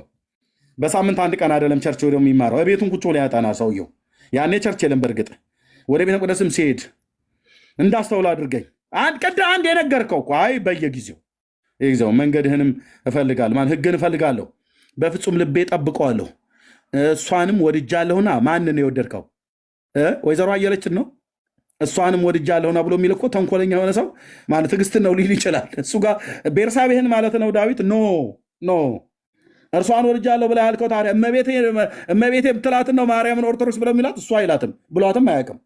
ማን ነው ዳዊት እሷንም ወድጃታለሁ ብሎ ያለው ታዲያ ዳዊት ማን ነው? ሕጉን ማለት ነው፣ ስርዓቱን ማለት ነው። በሴት አንቀጽ የተጠራች ለእመቤቴ ነች ብለው የሚል ትውልድ ነገ አይመጣም፣ ማነው አይጠፋም። አንዱ ተንኮለኛ ማለት ነው።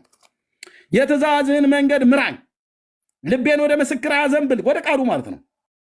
ከንቱን ነገር እንዳዩ ዓይኖቼ መልስ፣ በመንገድ ሕያው አድርገኝ። እንዲፈራኝ ባሪያን በቃልህ አጽና፣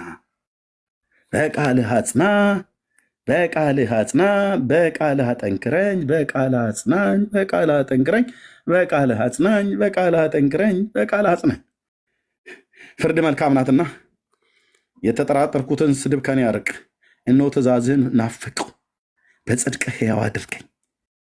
አቤቱ እንደ ቃልህ ምሕረትና መድኃኒትህ ይምጡልኝ፣ በቃልህም ታምኛለሁና። የሚሰድቡኝንም ነገር እመልስላቸዋለሁ፣ በፍርድህም ታምኛለሁ። የእውነትን ቃል ካፌ ፈጽመህ አታርቅ። የእውነት ቃል በእውነት ቃል ቀድሳቸው፣ ቃልህም እውነት ነውና እንዳለ ማለት ነው ጌታ በዮሐንስ 17 ላይ ቀደሳቸው፣ አታርቅ። ለዘላለም ሁልጊዜ ሕግህን እጠብቃለሁ፣ ትእዛዝን ፈልጌያለሁ፣ አስፍቼ እሄዳለሁ፣ በነገስታት ፊት ምስክርህን እናገራለሁ አለ። ከተማርክ በኋላ ደግሞ ነገስታት ፊት ስትቀር፣ ነገስታቱ ወደ እሱ ጋር ሲመጡ፣ የአሕዛብ መንግስታት ሁሉ የሚመጡ የሚናገረው ይህን ነው ማለት ነው። ይገርምሃል፣ ባለፈው የተኛዋት ሴትዮ ዳሌዋ በጣም ያምራል ብሎ አያወራም ዳዊት። በነገስታቱ እኩያ የሆኑ የምድር ነገስታት ወደሱ ሲሰበሰቡ ምን እናገራለሁ አለ? ምስክርህን፣ ትእዛዝህን፣ ቃልህን፣ ሕግህን እናገራለሁ ለነሱ አላፍርምን። የአባቶች አምላክ የአባቶቻችን አምላክ ልዑል እግዚአብሔር አላፍርም። አንድ ሀብታም ሰውዬ ጋር ስሄድ የምነግረው ኢየሱስ አትፈራም። እንደ ታላቅነታቸው አክብረህ፣ እንደ ነገስታትነታቸው አክብረህ፣ ግን ስርዓትህን ምስክርህን እናገራለሁ። ምንም አታፍርም ዳዊት። አላፍርምም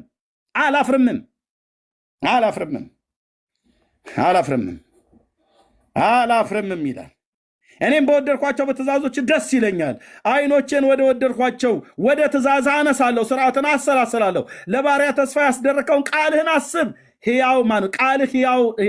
ቃልህ ሕያው አድርጎኛልና ይህች በመከራዬ ቀን ደስ አሰኘችኝ። ትዕቢተኞችን ሁሉ አመፁ፣ እኔ ግን ሕግህን ከሕግ አራቁ። ከጥንት የነበረውን ፍርድህን አሰቡ። አቤቱ ተጽናናው። በምን? በቃል አጸናኝ። በምን? በቃል አጠነከርከኝ። በምን? በቃል በቅዱስ ቃሉ ማለት ነው። ተጽናናው። ሕግን ከተዉ ከኃጢአተኞች ጋር ከኃጢአተኞች የተነሳ ሐዘን ያዘኝ። አይዞ አትዘን ዳዊት አትዘን። በእንግድነቴ አገር ስርዓትህ መዝሙር ሆነኝ። ቃሉ ማለት ነው። ስርዓት ብሎ ያለው ስርዓትህ መዝሙር ሆነኝ። ቃል መዝሙር ሆነች። አቤቱ በሌሊት ስምህን አሰብሁ፣ ሕግን ጠብቁ። ትእዛዝንም ፈልጌአለሁ፣ ይህችም ሆነችልኝ። እግዚአብሔር ክፍሌ ነው፣ ሕግን እጠብቃለሁ አልሁ። በፍጹም ልቤ ወደ ፊትህ ተማለልሁ። እንደ ቃልህ ማረኝ። ምሕረት እንኳን እንደ ቃል፣ ማጽናት እንደ ቃል። ስለ መንገዶችም አሰብሁ፣ እግሬንም ወደ ምስክሮች መለስሁ። ትእዛዝህንም ለመጠበቅ ጨከንሁ፣ አልዘገየውምም። መጽሐፉን ለማንሳት ለማንበብ፣ ለመማር፣ ወደ ቤተክርስቲያን ለመሄድ ህብረት ለማድረግ ወንድሞቼ ናቶቼ ቅዱስ ቃሉን ለማንበብ ህብረት ለማድረግ ወደ ቤተክርስቲያን ለመሄድ ጨከንሁ። ትእዛዝህን ለመጠበቅ ጨከንሁ። ቅዱስ ቃሉን ለማንበብ ጨከንሁ። ከተቀመጥኩበት ትቤን አራግፌ ወደ ቤተክርስቲያን ሄጄ ከቅዱሳን ጋር ህብረት ለማድረግ ጨከንሁ። ያኔ በሕያዋን ጉባኤ ሆኜ አብሬ ስዘምር የነበረው ዛሬ ግን ርቄ፣ ከጠረን ከድምፅህ ርቄ፣ ከቅዱሳን ህብረት ርቄ ከዓለማውያን ጋር ቁጭ ብዬ አንድ ማኪያቶ 13 ጊዜ እያስሞኩ ፀሐይ እየሞኩኝ ስጋዬ ውጭው ደልቧል፣ ጉንጬ ያምራል፣ ስጋዬ ያምራል፣ ግን ውስጤ ከሳ። እግዚአብሔር ውስጤ የነበረው ነገር ጠፋ ብለህ ብትል የያዕቆብ አምላክ እግዚአብሔር ምርኮን ይመልሳል። ና ወደ ቃሉ፣ ና ወደ እግዚአብሔር ሐሳብ ጨክን። ወደ ቤተክርስቲያን ለመሄድ ጨክን። መጽሐፍ ቅዱስን ለማንበብ ጨክን። ከቅዱሳን ጋር ህብረት ለማድረግ ጨክን። ወስን። በቅድስናና በጽድቅ እግዚአብሔርን በመፍራት ህይወት ለመኖር ጨክን። ስትጨክን የሰራዊት ጌታ እግዚአብሔር እጁን ይዘረጋልሃል። ጨከኑ። ከተቀመጥኩበት ከኃጢአተኞች ጉባኤ ተነስቼ ከቅዱሳን ጉባኤ ጋር ህብረት ለማድረግ ጨከኑ። ካፌ ረጅም ሰዓት ከምትቀመጡበት ይልቅ የእግዚአብሔርን ቃል ለማንበብ ጨክን። እህቴ ጨክኝ። ጨክን ወንድሜ፣ ጨክኝ እህቴ፣ ጨክኑ። እንጨክን። አልዘገየውም። የኃጢአተኞች ገመድ ተበተቡኝ ይላል። እዛ ቁጭ ካልክ ይተበትቡሃል ማለት ነው። በአሜታቸው፣ በወሬያቸው፣ በርኩሰታቸው፣ በዝሙቷ፣ በጭኗ፣ በዳሌዋ ከንፈሯን እንደ ኮብራ እባብ እያወጣች ምላሷን በግራና በቀኝ እያማታች ካፌ ውስጥ ቁጭ ያለች ሴትዮ አንተ ጎፈሬና በጥሬ ያፋር ጎረም ሳይመስል መፋቂያን ጥርስ ውስጡ ይዘህ ምን ታረጋለህ? እዛ ምን ታረጋለህ? ያዕቆብ በዛ ርስ ያለውም እዛ ጋ ተብትባ ትጥልሃለች፣ ከጭኗ ስር ትጥልሃለች። ተበተቡኝ ይላል። የኃጢአት ገመዶች ዞር በላ ከኃጢአተኞች መንገድ ዞር በላ። እግዚአብሔር ከማይከብርበት ስብሰባና ጉባኤ ዞር በላ። እግዚአብሔርን ከማያከብር ክፉ ጓደኛ ኢቭን ጴንጤ እንኳን ተብሎ ቢጠራ ዞር በል። ጨከንሁ። ካልጨከንክ ተብትበው እዚሁ ያስሩሃል ማለት ነው። ሕግን ግን አልረሳውም። ስለ ፍርድ ማለት ስለ ጽድቅ ፍርድ በኩለ ሌሊት አመሰግን ዘንድ እነሳለሁ። አይ ዳዊት ይችን እንኳን ዘላላት፣ በእኛ ትውልድ ዘመን ዘላላት በኩለ ሌሊት በጠራራ ፀሐይም ራሱ እየተነሳ አይደለም ትውልዱ። ዳዊት ይህን ነገር ባጽፎ ይሻል ነበረ፣ ግን ጻፍከው። እንደ ጻፍከው ደግሞ እናነበዋለን። ወገኖች እንዴት ነው? ምን አሰባችሁ? በምርጫ እስቲ እናድርገው። ምርጫ እስቲ እናድርግ አይደል? በኩለ ሌሊት ይላል እንዴ ዳዊት? እንዴ ተው እንጂ። እኛ ከሀገር ሀገር ስንዞር ከከተማ ከተማ ስንዞር ነው የምንኖረው። እኩለ ሌሊት ላይ አመሰግን ዘንድ ላይ ወጥተው በተራራው ጫፍ ላይ ወጥተን ጌታን የምናመሰግንበት ወደዛ ከፍታ እንደገና ይመልሰናል። እነሳለሁ እኔ ለሚፈሩ ሁሉ ትእዛዝን ለሚጠብቁ ባልንጀራ ነኝ ይላል። ለማይጠብቁስ? አያ አባቶቻችን እንደዚህ ነበር እግዚአብሔር ቃል አይፈልጉት። መዝሙረ ዳዊትን ይሄንን ብናነበው እንዴ ዝም ብለን በቃ ዝም ብለን ምንም ያው ለእንትን ማለት በኪንግ ጄምስ ኤንአይቪ ላይ አይቼው ምናምን ነገር ሳልል ማለት ነው እንደወረደ ዝም ብሎ መጠጣት ብቻ ማለት ነው። ይህንን በልተህ የምታጋሳው ጽድቅ ነው። የእግዚአብሔር ቃል ሕይወትም መንፈስም ስለሆነ በእውነት ለምንሰማው የኃይል መታደስ ያደርጋል። የኃይል መታደስ ያደርጋል። ጥሪ እኮ ስለሆነ ነው። ወንጌል ሰባኪነት ጥሪ ጸጋ ስለሆነ ሰዎች እንዲድኑ እግዚአብሔር ሸክምን ሲያሸክም በዚህ ወንጌል እውነት ሰብከናቸው ኑ ብለን ብንል አሁን ጨከኑ ዘገየው ብለህ ብትል ልባቸው ደግሞ እነሱ የጨከኑ በሌሎች አሉ። ትውልዳችንን ለማዳን እንዲድኑ ከመፈለግ የተነሳ የእግዚአብሔርም ሐሳቡ ስለሆነ ይኸውልህ ደስ እያለኝ አይደለም እነዚህ መጽሐፍቶች ማነባቸው። መንፈሴን እያበሳጩት እያናደዱኝ። ለምን ያናድዱሃል ብለህ ብታልከ ህዝቤ የታሰረበት ጽኑ ስርዓት እየታየኝ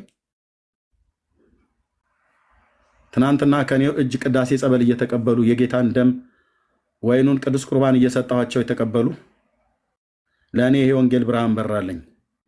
ለወንድሜ ለፓስተር ናቲ ለአባ ናትናኤል ይሄ ወንጌል በራለት። ለእናንተም ለእኛም ትተኑ የመጣነው ህዝብ አለ። ህዝባችን በዚህ ታስረው የተያዘ ታሪኩ እርስ በርስ እንደ ደጋ በግ የሚዋጋ እንኳን ከሌሎች ጋር ሊስማማ እና ሳነበው ደስ እያለኝ አይደለም። መንፈሴ በጣም እየተበሳጨ ግን ደግሞ ማንበብ ስላለብኝ እግዚአብሔርን በዓላማ ስላደረገው ለምን የነዚህ መጽሐፍት እውነተኝነት ሳይሆን የነዚህ መጽሐፍ እውነት ናቸው ብሎ እውነተኝነታቸውን መሰክራለን ብሎ የተቀበለው ህዝቤ መጽሐፍቶቹ ምን ያህል ሐሰት መሆናቸውን ስለማያውቅ እንዲያውቅ ደግሞ የግድ ማንበብ ስላለብኝ እኔም ሆንኩ ከኦርቶዶክስ ቤተክርስቲያን የወጡ አገልጋዮች ወንድሞቼ፣ በዛ የነበሩ መነኮሳት፣ ካህናት፣ ዲያቆናት በዚህ ጉዳይ ላይ ተሐድሷውያን የኦርቶዶክስ ቤተክርስቲያን አገልጋዮች ሲናገሩ የሆነ አንዳች ዝና ተራ ነገር ፈልገን ይመስላችኋል። ወጥተው ከኛ ጋር ወጥተው ከኛም በፊት የወጡ ተመልሰዋል። ብዙዎቹ ጥቅማ ጥቅም ሲቀርባቸው የሚፈልጉት ሲያጡ ስንቶች አሉ ለዚህ እውነት ዋጋ ከፍለው የኦርቶዶክስ ተዋሕዶ ቤተክርስቲያን አገልጋዮች አንቱ ተብለው በተከበሩበት ሊከበሩ በሚችሉበት እዛው በድቁና አገለግል ነበር። ጌታዬ ደርሶ ገላገለኝ እንጂ በዛ በሆን ቅስናዬን ተቀብዬ ምናልባትም በተማርኩበት ምንጭም መንኩስና አልመነኩስም ሚስት አግብቻለሁና ጥሩ የደብረ አለቃ ሆኜ ይቀመጥ ነበረ። ተከብረ ማለት ነው። የኔታ በእርሶ መጀን ምናምን ነገር እየተባልክ ማለት ነው። ህይወት ይሻለናል ብለን የመጣ ነው ኢየሱስ ማለት ነው። ጀግኖች አሉ እግዚአብሔር ያጀገናቸው። አባ ናቲ እዚህ አለ። ናትናኤል ታዬ፣ ፓስተር ናትናኤል ታዬ ዛሬ በኢትዮጵያ ሙሉ ወንጌል ቤተክርስቲያን መጋቢ ሆኖ ያገለግላል። ሳያቸው ደስ ይለኛል። ብዙ መነኮሳት አገልጋዮች፣ ብዙ ካህናት፣ ብዙዎች ወንድሞች እህቶች፣ ብዙዎች ለጌታ ለኢየሱስ ክርስቶስ ወጥተው እንደወጡ ቀርተዋል። ለጌታ ታምነውለት አንቱ ተብለው በተከበሩበት 16 አይነትና 20 ወጥ ነበር የሚቀርብልን። ተስካር ብናጣ ክርስትና አናጣም፣ ክርስትና ብናጣ ዝክር አናጣም፣ ዝክር ብናጣ ሰንበቴ አይጠፋም በቤቱ የሚበላ ከሆነ ማለት ነው። ዝም ብለን የደጀ ሰላም አውደልዳዮች ብቻ አልነበርም፣ የቤተ መቅደስ አገልጋዮች ነን። ጓዳ ጎርጓዳዋን፣ ቅኔዋን፣ ትውፊቷን፣ ዶግማዋን፣ ስርዓቷን በሚገባ የምናቅ ያወቅነውን ያህል የምናቅ ያላወቅነውንም የምንጠይቅ የምንማር ማለት ነው። ግን ኢየሱስ ይሻላል።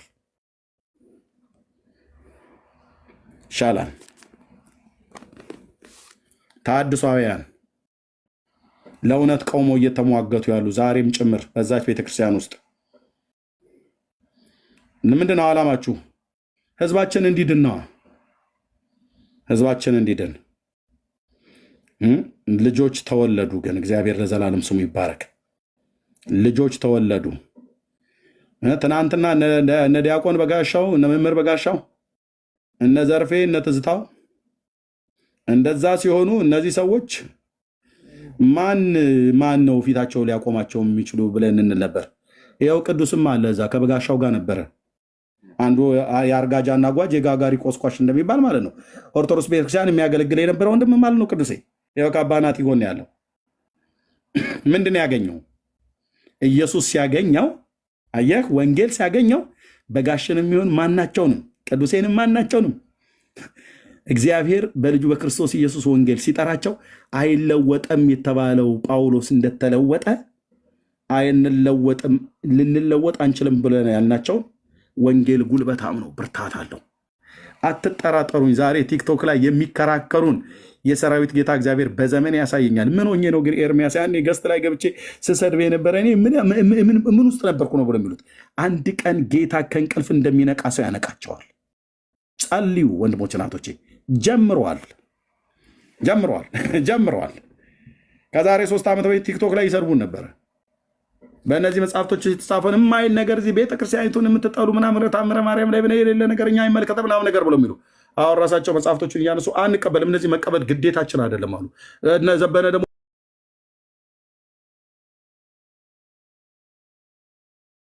ብድግ አሉልህና እነ ሊቀ ማነው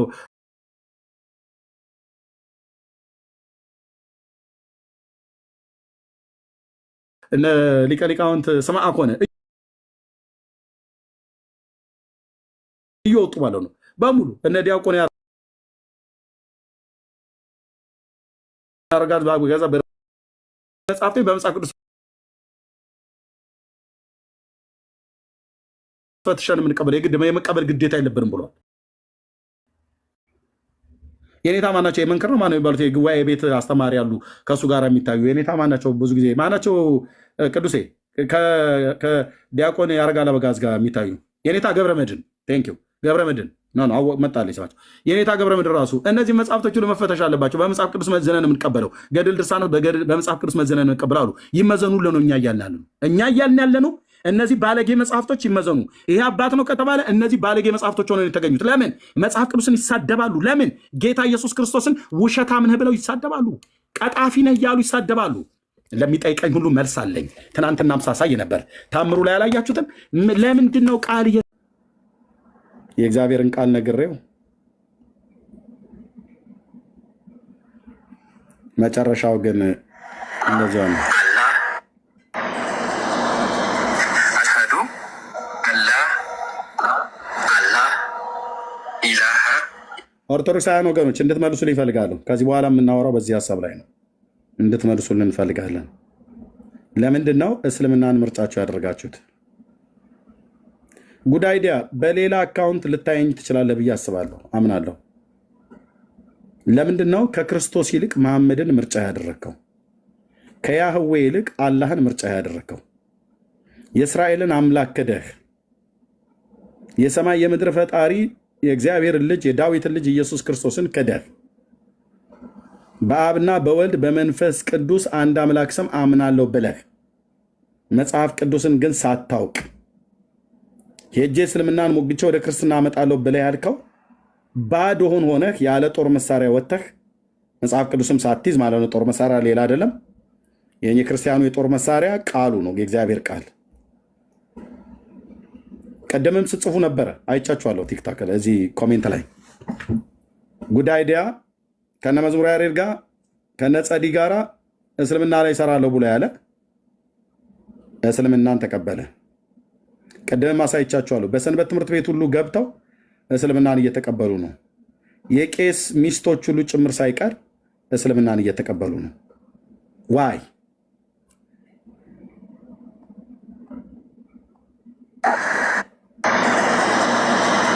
አሽሀዱ አላ ልቤ ያዝናል አላ ኢላሃ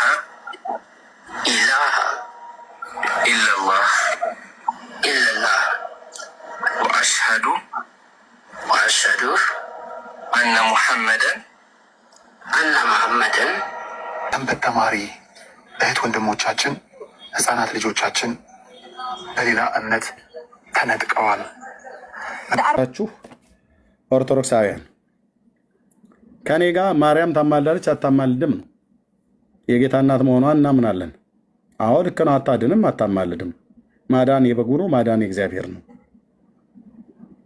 ግን በቃ የኦርቶዶክስ መጨረሻው ሄዶ ሰንበት ትምህርት ቤት ውስጥ ገብተው 40 ህፃናት በአንድ ጊዜ የካህን ሚስቶች ሁሉ ሲሰልሙ ትውልዳችሁ እዚህ ጋር እስልምና እንከራከራለን ብለው የመጡቱ ሲሰልሙ እዚሁ ቲክቶክ ላይ እንኳን ራሱ ከመጣው በኋላ ስንቶቹ ኦርቶዶክሳውያን ወደ እስልምና ሲሄዱ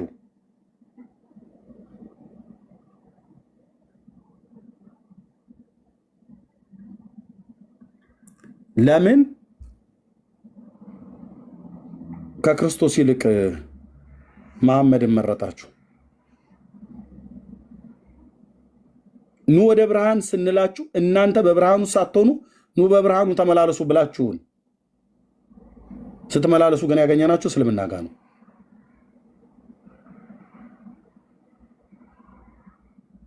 ልቤ በጣም ነው ያዘነብኝ አልኩ። የእናንተን ኢየሱስን ቀቅሉና ብሉት ትሉናላችሁ። ከድንግል የተወለደውን የዓለም መድኃኒት እየነገርን እኛ የሰው ስጋ ቀቅለን በልተን አናቅ። ጌታችንን ቀቅለን አንበላውም፣ በእምነት ግን በልተነዋል። በዮሐንስ ወንጌል ምዕራፍ 6 ላይ እንዳለ የጥጋባቸውና የጥላቻቸው ጥግ ማለት ነው መምህራኖቹ ሁሉ የእናንተን ኢየሱስን ኪሳችሁ አስቀምጡት ብሎ ይላል። ኪስ ውስጥ የሚቀመጥ ጌታ የለም። አንተ በሕይወቴ በልቤ ላይ ነግሷል። የትዕቢታቸው ጥግ። አንዳንዴም የእግዚአብሔር ፍርድ እውነት ይሆን ዘንድ ብዙዎች እየሄዱ እውነትን አልቀበል ብለው ሲሉ በስተት እውቀት ላይ እንድትወድቁ ራሳችሁ መንገዳችሁ አሳልፎ ይሰጣችኋል። ጉዳይ ዲያ እዚህ መጥቶ ሞዴሬተርነት ሁሉ ሰጥቸው ነበረ።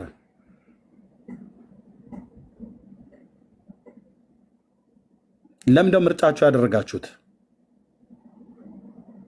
ይሄን ከእናንተ መስማት እንፈልጋለን። ኦርቶዶክሳውያን ስትጠፉብን ስለማንወድ ስለማንፈቅድ ሰው የመጨረሻ ውሳኔው ክርስቶስን መካድ ነው። ጴንጤም ሆኑ ኦርቶዶክስ በቃ የመጨረሻ ውሳኔያችሁ ክርስቶስን መካድ ነው። በእርግጥ አንተ ክርስቲያን ብለህ ትላለህ። አምላክነቱን አዳኝነቱን የእምነትና ላልገባው ህይወት የኖረ መጨረሻ ግን ነፍሱ ወደምትታረድበት በሲኦል ወደሚጣልበት መንገድ ምርጫቸው አድርገው ሲሄዱ ከመስማት የበለጠ የሚያሳዝን ነገር የለም።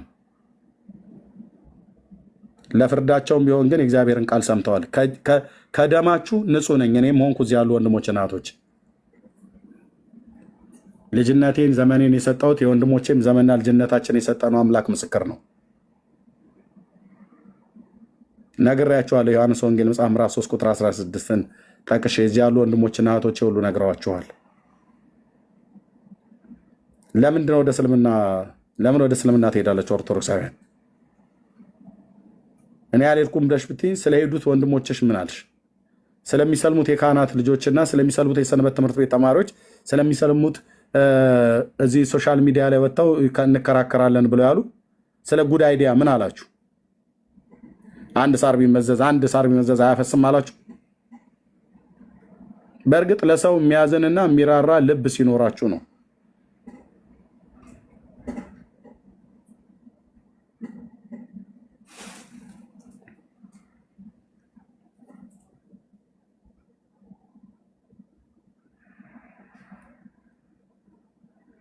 ያሳዝናል። ካሉ እንጠብቃለን፣ ካላችሁ እንጠብቃለን። ለምንድነው ወደ እስልምና የምትሄዱት? ኦርቶዶክሳውያን ብቻ ካላችሁ ላኩልኝ። እሺ ክርስቲያን አቤት። ሰላም ነው? ሰላም ወንድም፣ እግዚአብሔር ይመስገን። የት ቤተ እምነት ነው? እኔ እናንተ ጋር ነኝ እና አይ አሁን የምትናገረው ነገር እኔ ቤት ውስጥ እኔ ህይወት ውስጥ ስላለ ነውና በጣም ገርሞኝ ነው አሁን የተናገርከው ቃላቶች። ምን ኦርቶዶክሳውያን ቤተሰብ አለሽ? እኔ ኦርቶዶክስ ነኝ። አሁን ባለቤቴ ሙስሊም ነበረ እና በጣም የሚገርም ነገር በጣም ሁሌ ይጨነቅ ነበረ። ስንገናኝ በእርግጥ ክርስቲያን ሆናለሁ ነበር የሚለኝ የነበረው። ጊዜና ወቅቱን ጠብቆ እግዚአብሔር በረዳኝ መጠን ልጆቼን ወደ ክርስትና የሆነ ጊዜ እኮ ገብቻለሁ አንተ ጋር እና አስጠምቂያቸዋለሁ። አሁን የሰማሁት ነገር ትንሽ ስለረበሸኝ ነው ወደ እስልምና የሚለው ነገር በጣም ረበሸኝና 1,000 ሚሊዮን ጊዜ ቢሆን እስልምናን ወደ እስልምና ከምገባ 1000 ጊዜ ኢየሱስ ክርስቶስን እናንተ መስዬ ብኖር ይሻለኛል። የፈለገ ሀሳብ ልዩነት ቢኖር አንድ የሚያደርገን ጌታ አለ፣ እሱም ኢየሱስ ነው። በመስቀል ላይ በተሰቀለው በቀራንዮ ማለት ነው። እና በጣም ገርሞኝ ነው። እኔ ልጄም ድናለች፣ ፕሮቴስታንት ነች። ግን በጣም እኔም እንትን ብያለሁ፣ ተቀብያለሁ ጌታን አንተ ጋር አስታወስኩሽ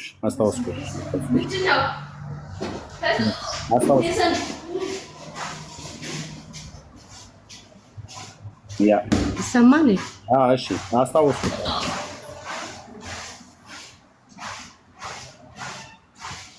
እኔም አስታውሳታለሁ። ክርስቲያን መዝሙር አንተ ነበርክ? ማን ነበር? አግኛት ብዬ ነበር። አስታወስከኝ? ከዳኒ ጋር ነበር። እኔ እየገባሁ አይደለሁም እና ገጠመኛውን ስሰማ እና እኔ የፈለገ ቢሆን ከነሱ ጋር ህብረት የለኝም። ህብረትም ውስጥ መግባት አልፈልግም። ስቲል አብሬ ነው የምኖረው ከልጆች አባት ጋር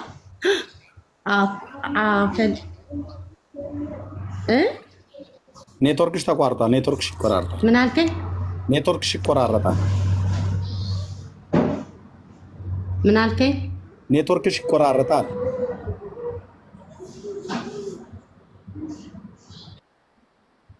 ኔትወርኬ ነው። በዳታ ነው እየተጠቀምኩ ያለሁት። ዋይፋይ መብራት ጠፍቶብን እኔ ድኛለሁ ልልህ ፈልጌ ነው። እኔ ድኛለሁ፣ ግን የፈለገ ነገር ቢሆን አብሬ የምኖረው ከሙስሊም ጋር ነው። ግን የፈለገ ነገር ቢሆን ልጆቼን አስመልጫለሁ፣ እኔም አምልጫለሁ።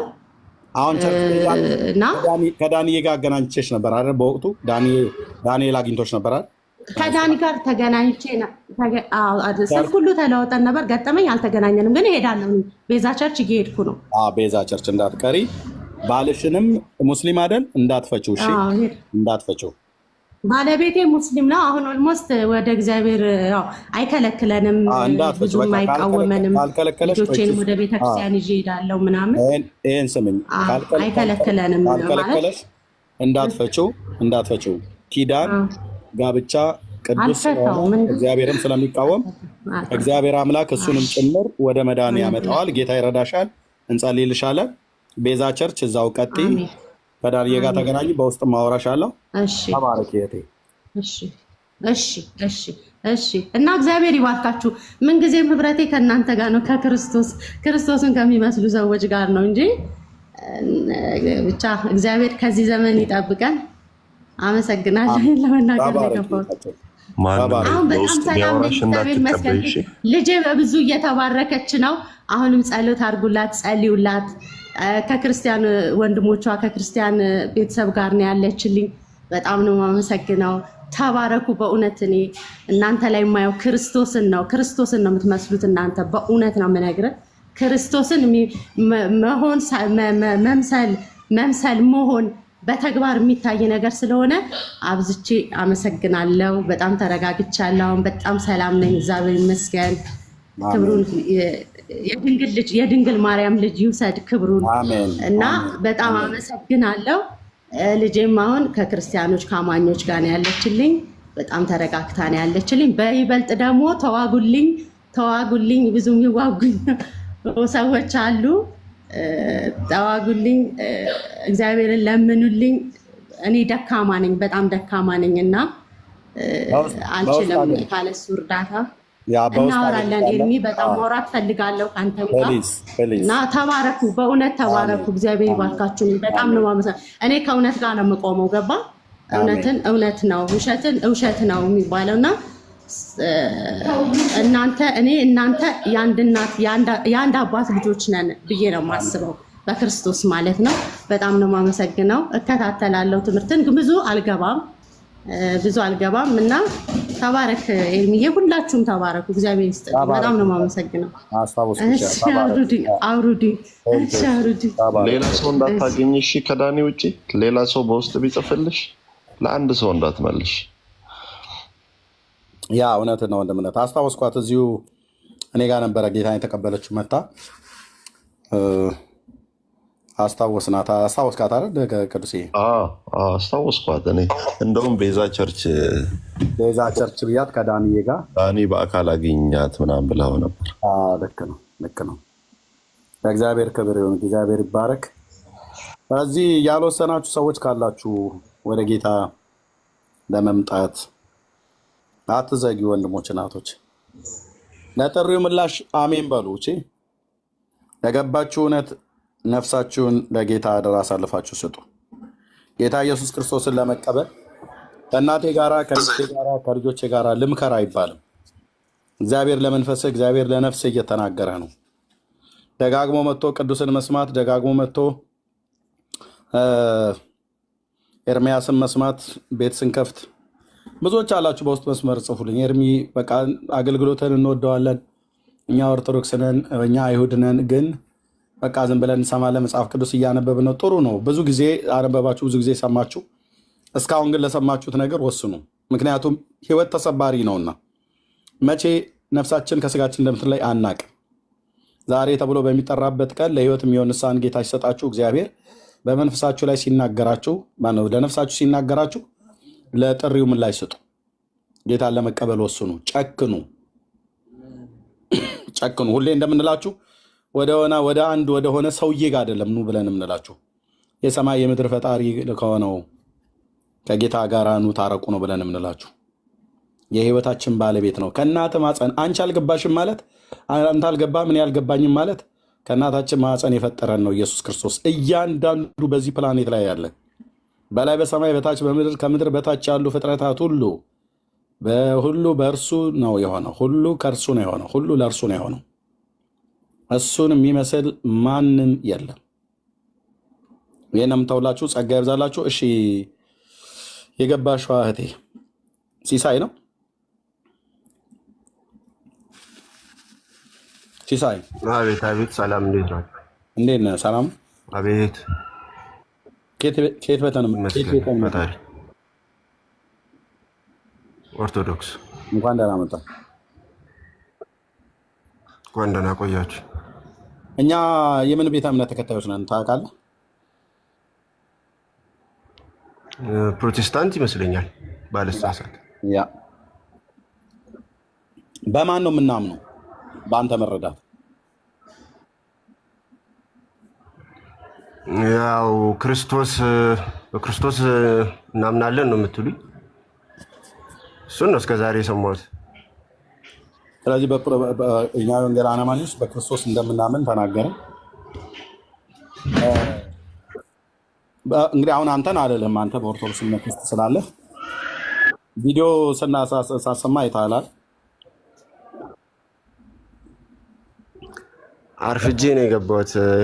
ኦርቶዶክሳውያን ወገን እንትና ማነው ጉዳይዲያ የሚባለውን ታውቀዋለህ? እዚህ እስልምና ላይ ሲከራከር የነበረ ኦርቶዶክሳዊ ወንድም አፖሎጂስት ሆኜ እሰራለሁ እያለ ነበር። ጉዳይዲያ ዛሬ ነው ገና የሰማሁት ስሙን። አይ ቲንክ ሳሙኤል ነው ማነው ነው ስሙ። እዚህ እስልምና ላይ ከሚሰሩ የኦርቶዶክስ አማኞች ወንድሞች መካከል አንዱ ነበር። እስልምና ላይ ይከራከራለሁ ብሎ ያለ ቲክቶክ ላይ ነው። አዎ የኦርቶዶክስ ቄሶች የኦርቶዶክስ ቄስ ሚስቶች የሰንበት ተማሪዎች ከ40 በላይ የሚሆኑ እና የካህናት ሚስቶች ሁሉ ጭምር ወደ እስልምና እንደሄዱ ሰምታል። ቪዲዮ የተሰራው ኧረ አላየሁም። ይኸው ከአንተ መስማቴ ነው ዛሬ መረጃ። እስቲ በአንተው ልጠይቅህ፣ ምናልባት አንተ ያንተ መረዳት ማወቅ ስለምፈልግ ማለት ነው። ለምሳሌ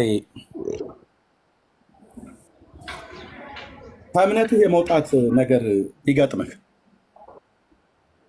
እና ምርጫ አድርግ ተብሎ ፊት ለፊት ቢቀመጥ እኛ እዚህ ያለን የወንጌል አማኞች ሙስሊሞች አሉ። ከሁለቱ ወደ አንዱ ሂድ ተብሎ ብትባል የትኛው ነው ምርጫ የምታደርገው አንተ?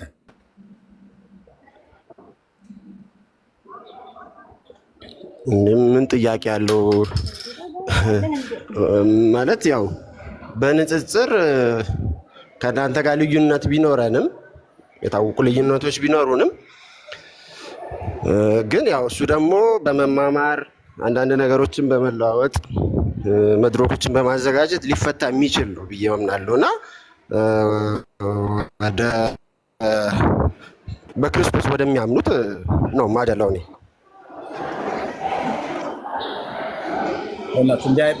እንዲህ አይነትም ትውልድ ስላለ ተሰምቷል። እንዲህ አይነትም ትውልድ ስላለ ነው ተስፋ ማንቆርጠው በወገኖቻችን አያችሁት። እንደዚህ አይነት ጭፍን ያልሆኑ በደንብ አርቀው የሚያዩ ከስሜታዊነት ወጥተው አሁን እኔ በምንም አይነት መልኩ እስልምናን ምርጫ አድርጌ አልሄድም። ከክርስቶስ እውነት ላይ ፈቀቅ አልልም። ግን እንደው ቢሆን እስልምና ምርጫ ያላረገው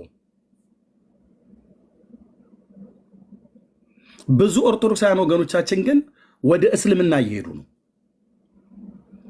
ጉዳይዲያን እዚሁ ያለ እኔ ፔጅ ላይ መጥቶ ደጋግሜ ነግሬው ስለ ክርስቶስ አሳምኔ ብሎ ነግሬው በጣም ደጋግሞ አንዷች ጸዲ የምትባል እህት ናት ለመጥፋቱ ምክንያት የሆነች ትንሽ ኮኔክሽን አስቸግሮኝ ነበረ። ምን ያልከኝ ነገር አለ? ችግር የለም። አይ እግዚአብሔር ይባርከን ያልኩ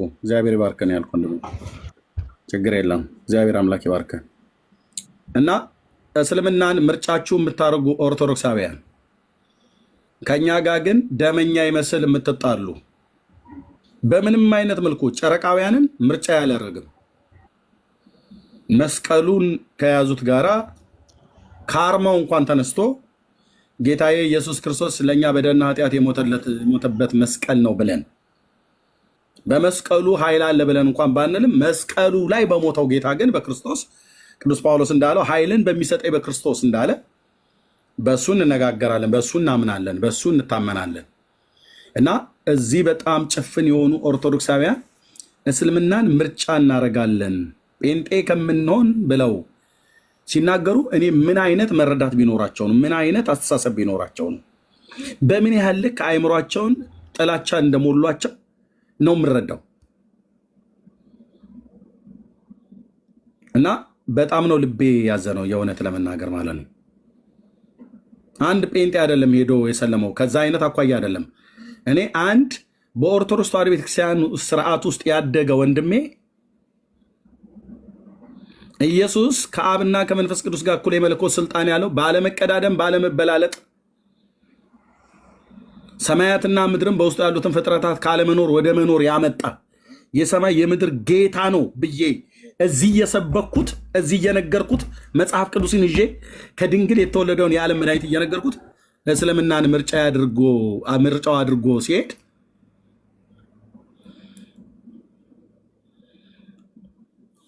በሰንበት ትምህርት ቤት ውስጥ ገብተው ሲያሰልሟቸውና ሲወስዷቸው ከመስማት የበለጠ የካህናት ሚስቶች ሰለሙ ተብሎ ሲባል ከመስማት የበለጠ ልብ የሚሰብር ነገር የለም። አዝናለሁ ወገኔን፣ ህዝቤ ማለት ነው። ይህም ቪዲዮ ስሙት ብዬ አይደለም ብለን አይደለም እንናገረው።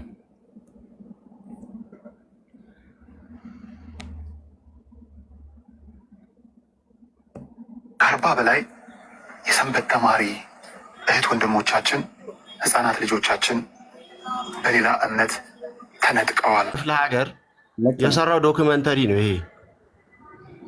ልክ ነው እኮ ታዲያ እና ያው ህዝብ ደግሞ ከኔ በላይ አንተ የምታውቅ ይመስለኛል። ካልቸራሊ እንደዚህ ከቤተሰብ ብዙ ሙስሊም ክርስቲያን ሆነው እንትን ያሉ ናቸው እየኖሩ ያሉ ህዝቦች ናቸው። እና ምንድነው ኢንፍሉዌንሻል ያደረጋቸው የሙስሊሙ ማህበረሰብ እዛ አንድ ላይ ስለሚኖሩ ይመስለኛል እንጂ ቤተክርስቲያን ገብተው አንተ ካነሳው ነው ቤተክርስቲያን ገብተው ሰንበት ትምህርት ቤት ልጆች ይወስዳሉ። የቱንም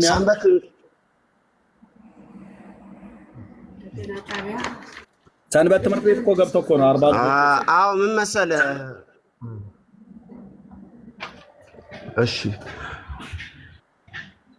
ኦኬ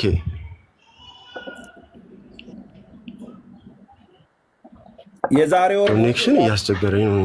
ኔትወርክ ጥሩ አይደለም። የዛሬ ወር የዛሬ ዓመት መሆኑ አይደለም። የዛሬ ዓመት አይደለም። ለምን የዛሬ 10 ዓመት አይሆንም? እንዴት በምንኛ ተደርጎ ነው አንድ ኦርቶዶክሳዊ በእንደዚህ አይነት መልኩ እዚህ የምታዩት ሰው ተትናንት ወዲያ ነው አሁን ይሄ የሰለመው።